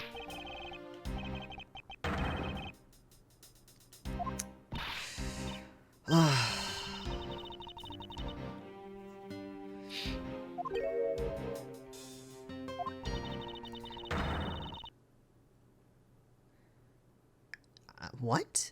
I was the client in the murder of the Cadopian embassy staff member Dade Mann. Really?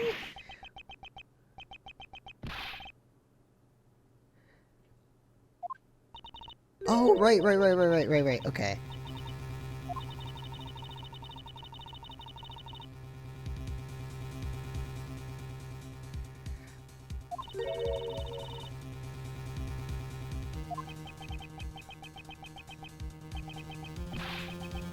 What the fuck?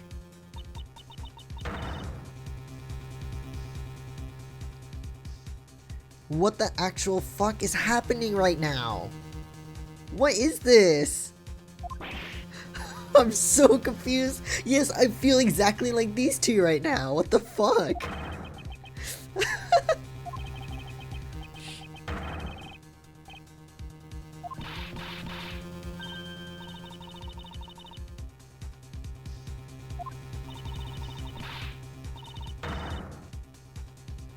Hold on, give me a sec. I need to look up something. Because there's a character. Hold on. Not like not information of how to do this, but like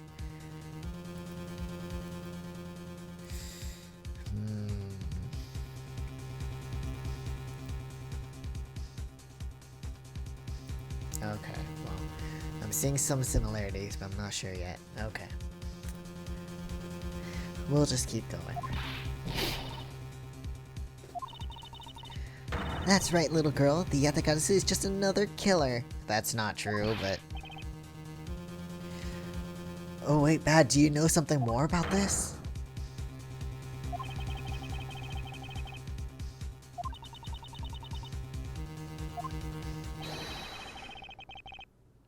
Of course she's not. She's gonna run off. Dude, she's totally gonna try to escape. You even gave her the fucking key. Did you know the Yatagata says 3 legs? Do you know why that is? What? No? Well, let me tell you. It means that the Yatagarasu has more than one razor-sharp way to do her work. Jesus.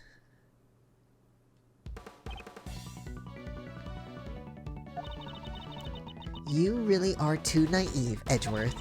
You even handed the Yatagara's key right to me without a second thought. I told you to take it back! I knew he should have taken it back! This is why! Oh my god. Everything may not have gone according to plan, but I'll still gladly take it.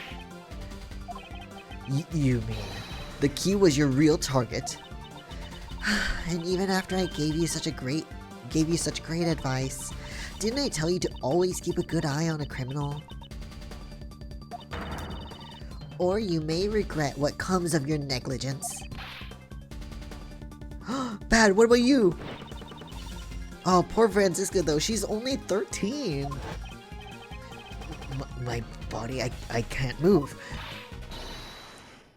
Hey, mister, to your right. Kay, get out of here. What are you doing in here?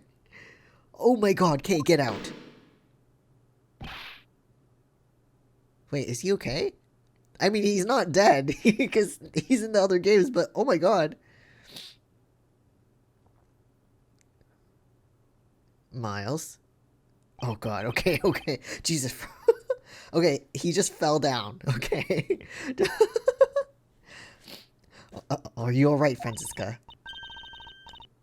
No, you are not. This was a traumatic experience. Her voice is shaking. But it looks like she's unharmed. Where did Kay go? No. Morgan. Oh god, okay. Too much is happening at once right now. We don't need the date and time. Just get out of the courtroom and... Oh, okay, we're in the courtroom. Never mind. Of course she did.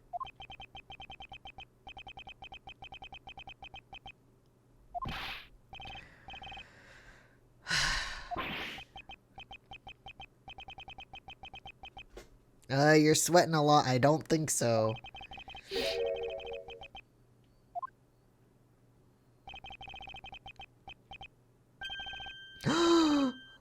Oh my god. He called them by their names. Mr. Edgeworth, Miss Von Karma? Are you two hurt? So caring. Franziska, you're not fine. She's not fine. I'm also alright, thanks to Kay. She ran out after you guys. I don't know, she just sort of disappeared. I'll go look for her. Oh, and hey, Detective Gumshoe. You're innocent, Gumshoe. I'm sorry I doubted you. Oh, Gumshoe. You couldn't hurt anybody. Oh, poor guy.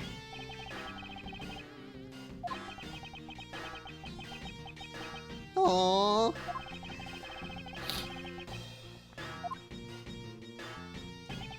Dude, how is your lollipop still, like, complete like that?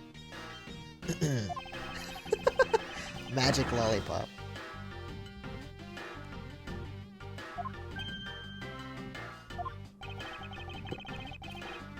Oh my god, I love Detective Bad. Pops.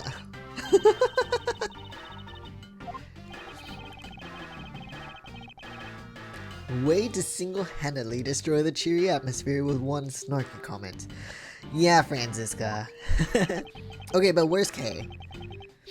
We should also look for the child who ran out like right before the gunshot happened. Like, oh, that's so cute. I love that.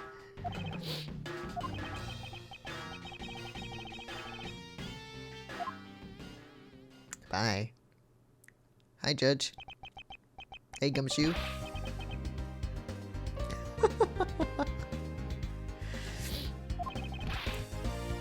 Oh, Gumshoe, you're the best. Yes, Well, I'm glad we solved everything before you were taken to prison.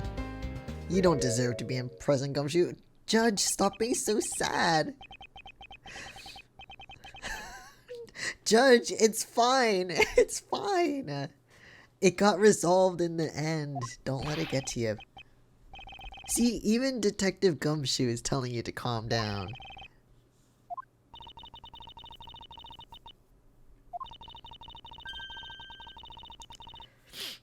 Oh my god, okay. That would have sucked. He just got his promotion only to be fired right after. That would be total garbage. He doesn't deserve that. He already doesn't get paid enough anyway. Well, as long as you're not fired. You should work hard, give all that you have, and perform your duties well. Oh, and one more thing. Kay left a present for you with me. Oh, is it the Swiss roll? What was it that Kay left for me? The proof of their friendship? I think it's the Swiss roll. Hold on, let me just make sure. So, none of these.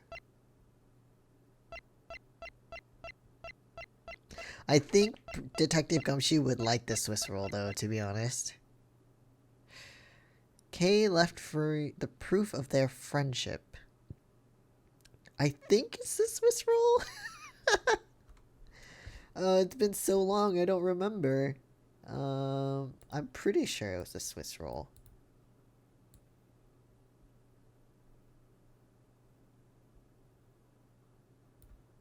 Because they bought one together and they shared it. So I'm gonna go, whoops, I'm gonna go with the Swiss roll. Yeah. Take that! It's a courthouse special Swiss roll. Can I really have it? Take it, just eat it. Oh, you poor starving man, whose yearly bonus was $5. Yes, it's a present meant for you after all. Oh, just don't drop it this time, okay? The Swiss rolls Detective Gumshoe and Kay bought together. Oh, that's so cute. Oh. Well, the one Kay saved never reached her father. That is even more heartbreaking, though. She bought... So they put money together. Gumshoe using his $5 yearly bonus. Annual bonus, whatever. And then her $1 that she saved up to buy a pack of 2 Swiss rolls.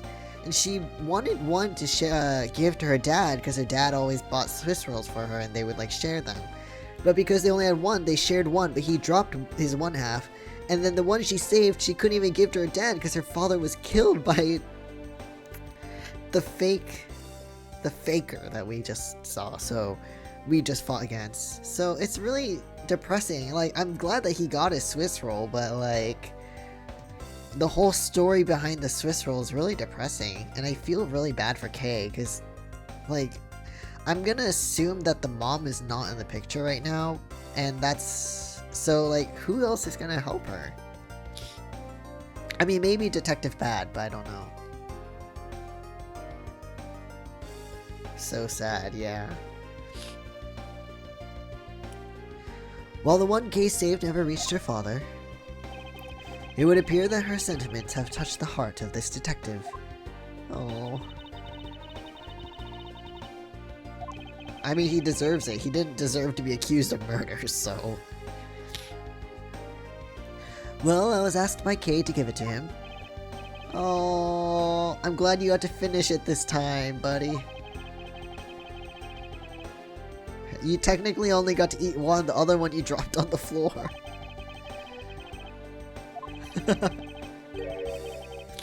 I don't know. I think he was just so happy that he wasn't being accused of murder anymore.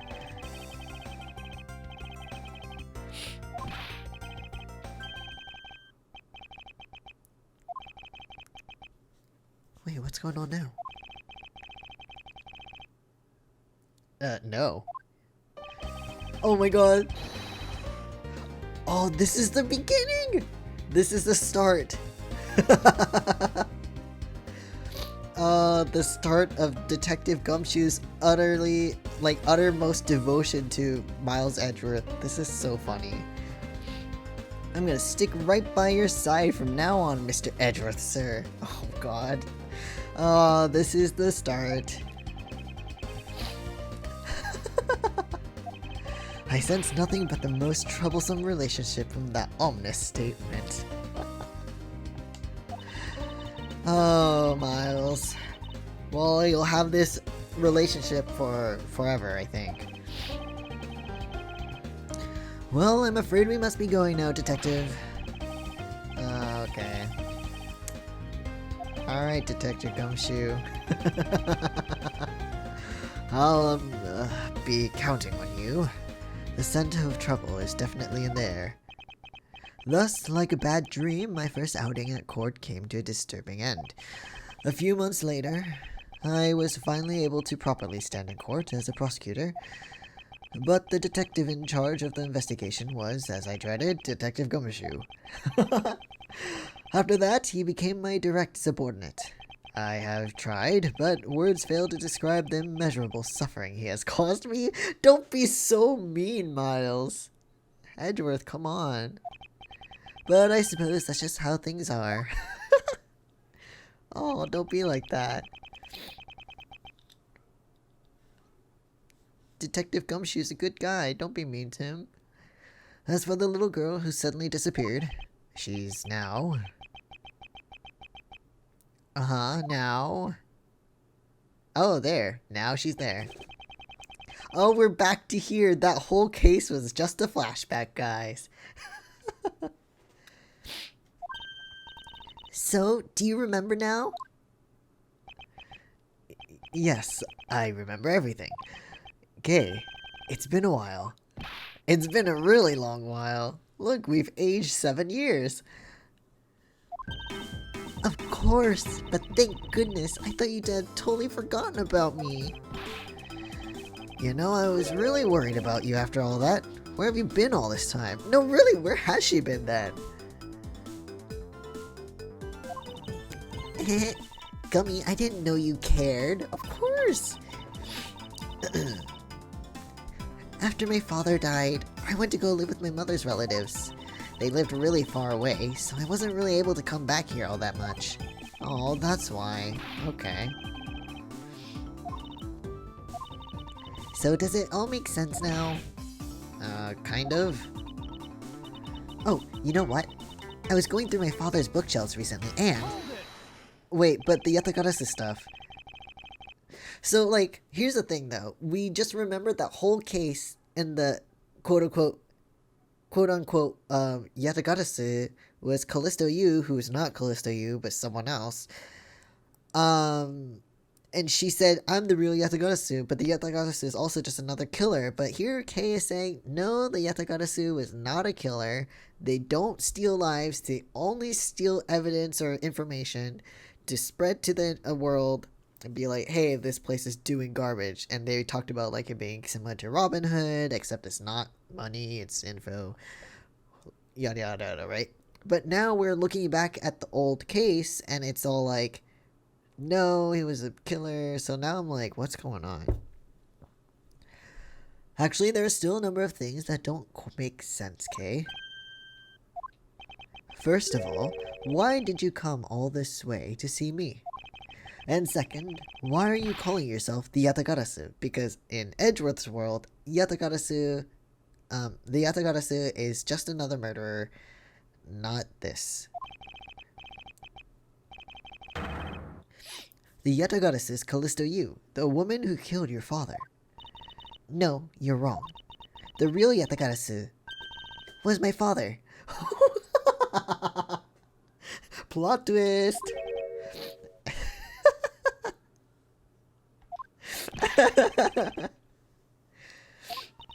Like I said, I was going through my father's bookshelf recently, and I found a secret diary hidden among his books, and that's why he had a scarf that was similar to her shirt, except it was like the color of her scarf, just without the pattern. I have no regrets in choosing to walk the path of the Yatagarasu. That was written in his diary, and that's how I know for sure. Your world has just been completely spun around. But that's impossible. What's with that look? You don't believe me? It wasn't just the expression on my face. I clearly said it was impossible just now. Alright then, how do you explain this?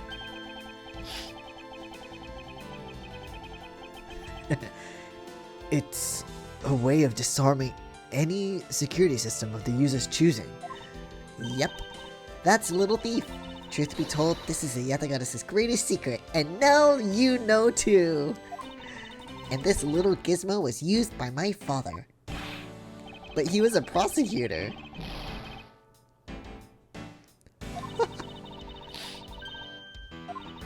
But he was killed, and the Yatagarasu is no more. But despite that, the Yatagarasu has been spotted again recently. Other than you, okay. She has a key in her hair, I like that. Here, Mr. Edgeworth, take a look at this article. Huh. And I'm guessing she didn't do that.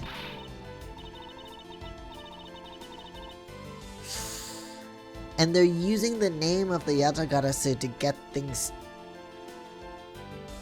done. And to frame it on something else other than them. Okay.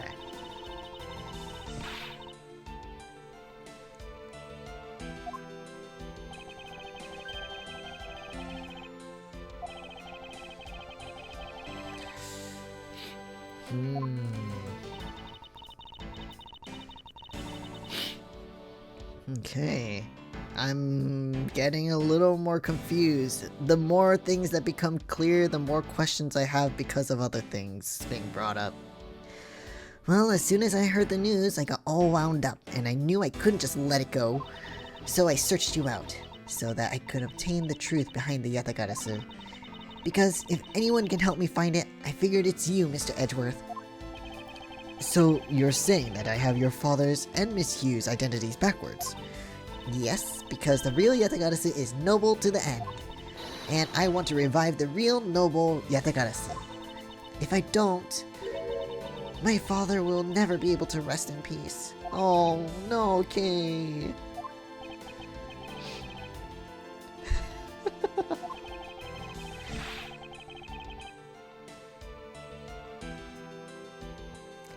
None of this makes any sense to me for some reason. Nah, it's okay. Any Ace Attorney, like, logic is very hard to understand. Like, I'm understanding maybe, like, a fourth to a half of the things here, and just hoping the game will, like, fill in the pieces for me later. So you're cool. It's all good.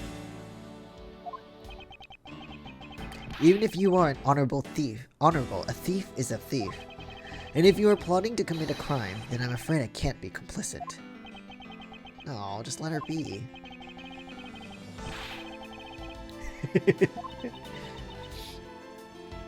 Mr. Edgeworth, what I want from you is not to steal something. What I want is the arrest of that evil woman.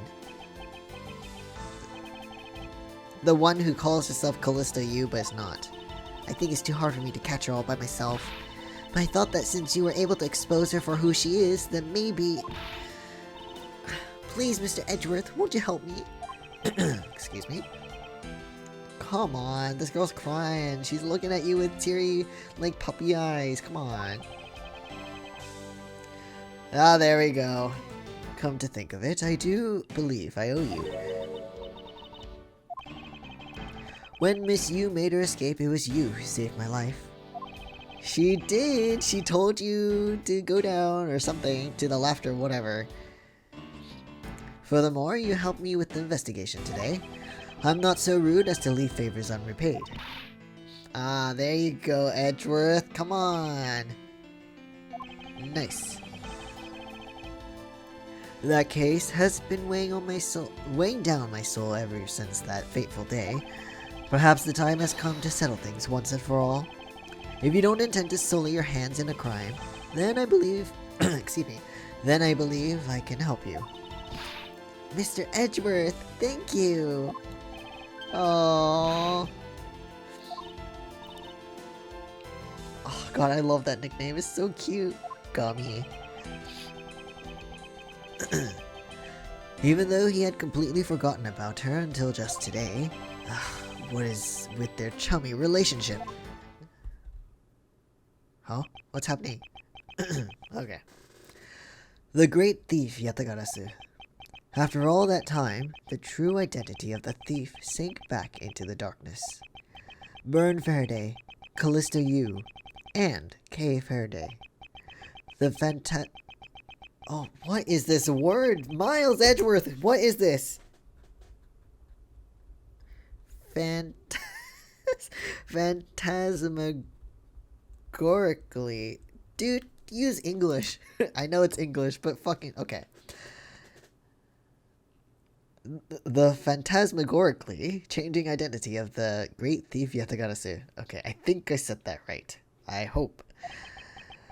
And the Yatagarasu's real goal. It would all come to light the day after I made that promise to Kay. Wait, literally the next day? You guys don't know how... You guys can't catch a break, can you? Jesus Christ. Alright, that's the end of Turnabout Reminiscence. Jesus Christ, man. You know, to be honest, that took way less time than I thought to do 2 parts of this game, of that case. Because usually it would take me about, like, 4 or 5 hours. But it's been only, like, 3, maybe a little less. But let me save the game first. And I think I might end the stream here, because if I stream more, I'll probably just stream Pokemon, and I kind of don't want to today. Earlier I said I did, but now I kind of don't. But yeah, let's just take a look here at what we got so far. So, the first case, Turnabout Visitor. It's Miles Edgeworth in the back there. Turnabout Airlines, we've got current Francisca von Karma. A character we met in this game, so new guy, Lang. Agent Lang, I don't know if we... Oh, Shilong, I think? I don't remember. He's just Agent Lang. And then now we've got Detective Gumshoe in the background for Turnabout Reminiscence. Now, the next time I play this, I'll be playing the last case, I think, the last episode of this game. Turnabout Ablaze. And, of course, by the silhouette we see, it's Kay Faraday. So I'm guessing this will be heavily revolved around her. So yeah, I'm excited to see. So I actually really liked that little origin episode. That was very interesting. And I kind of want to see how Callisto Yu, or who she claims to be, the Yatagarasu, plays into this next case. But that will probably be later next week. But that being said, I'm going to end the stream here. Thanks so much for stopping by, guys. I really appreciate it. And all the nice things said. I'm very grateful. But I think I'm going to give my voice a little bit more of a break for the next couple days. But yeah. Thanks so much, guys. Oh, voice. Thanks so much, guys. Really appreciate it. Hope everyone has a good rest of the day, afternoon, whatever time it may be. Hope everyone stays safe, healthy, and in the best spirits that they can, especially in these times. And yeah. See you later, guys. Stay safe.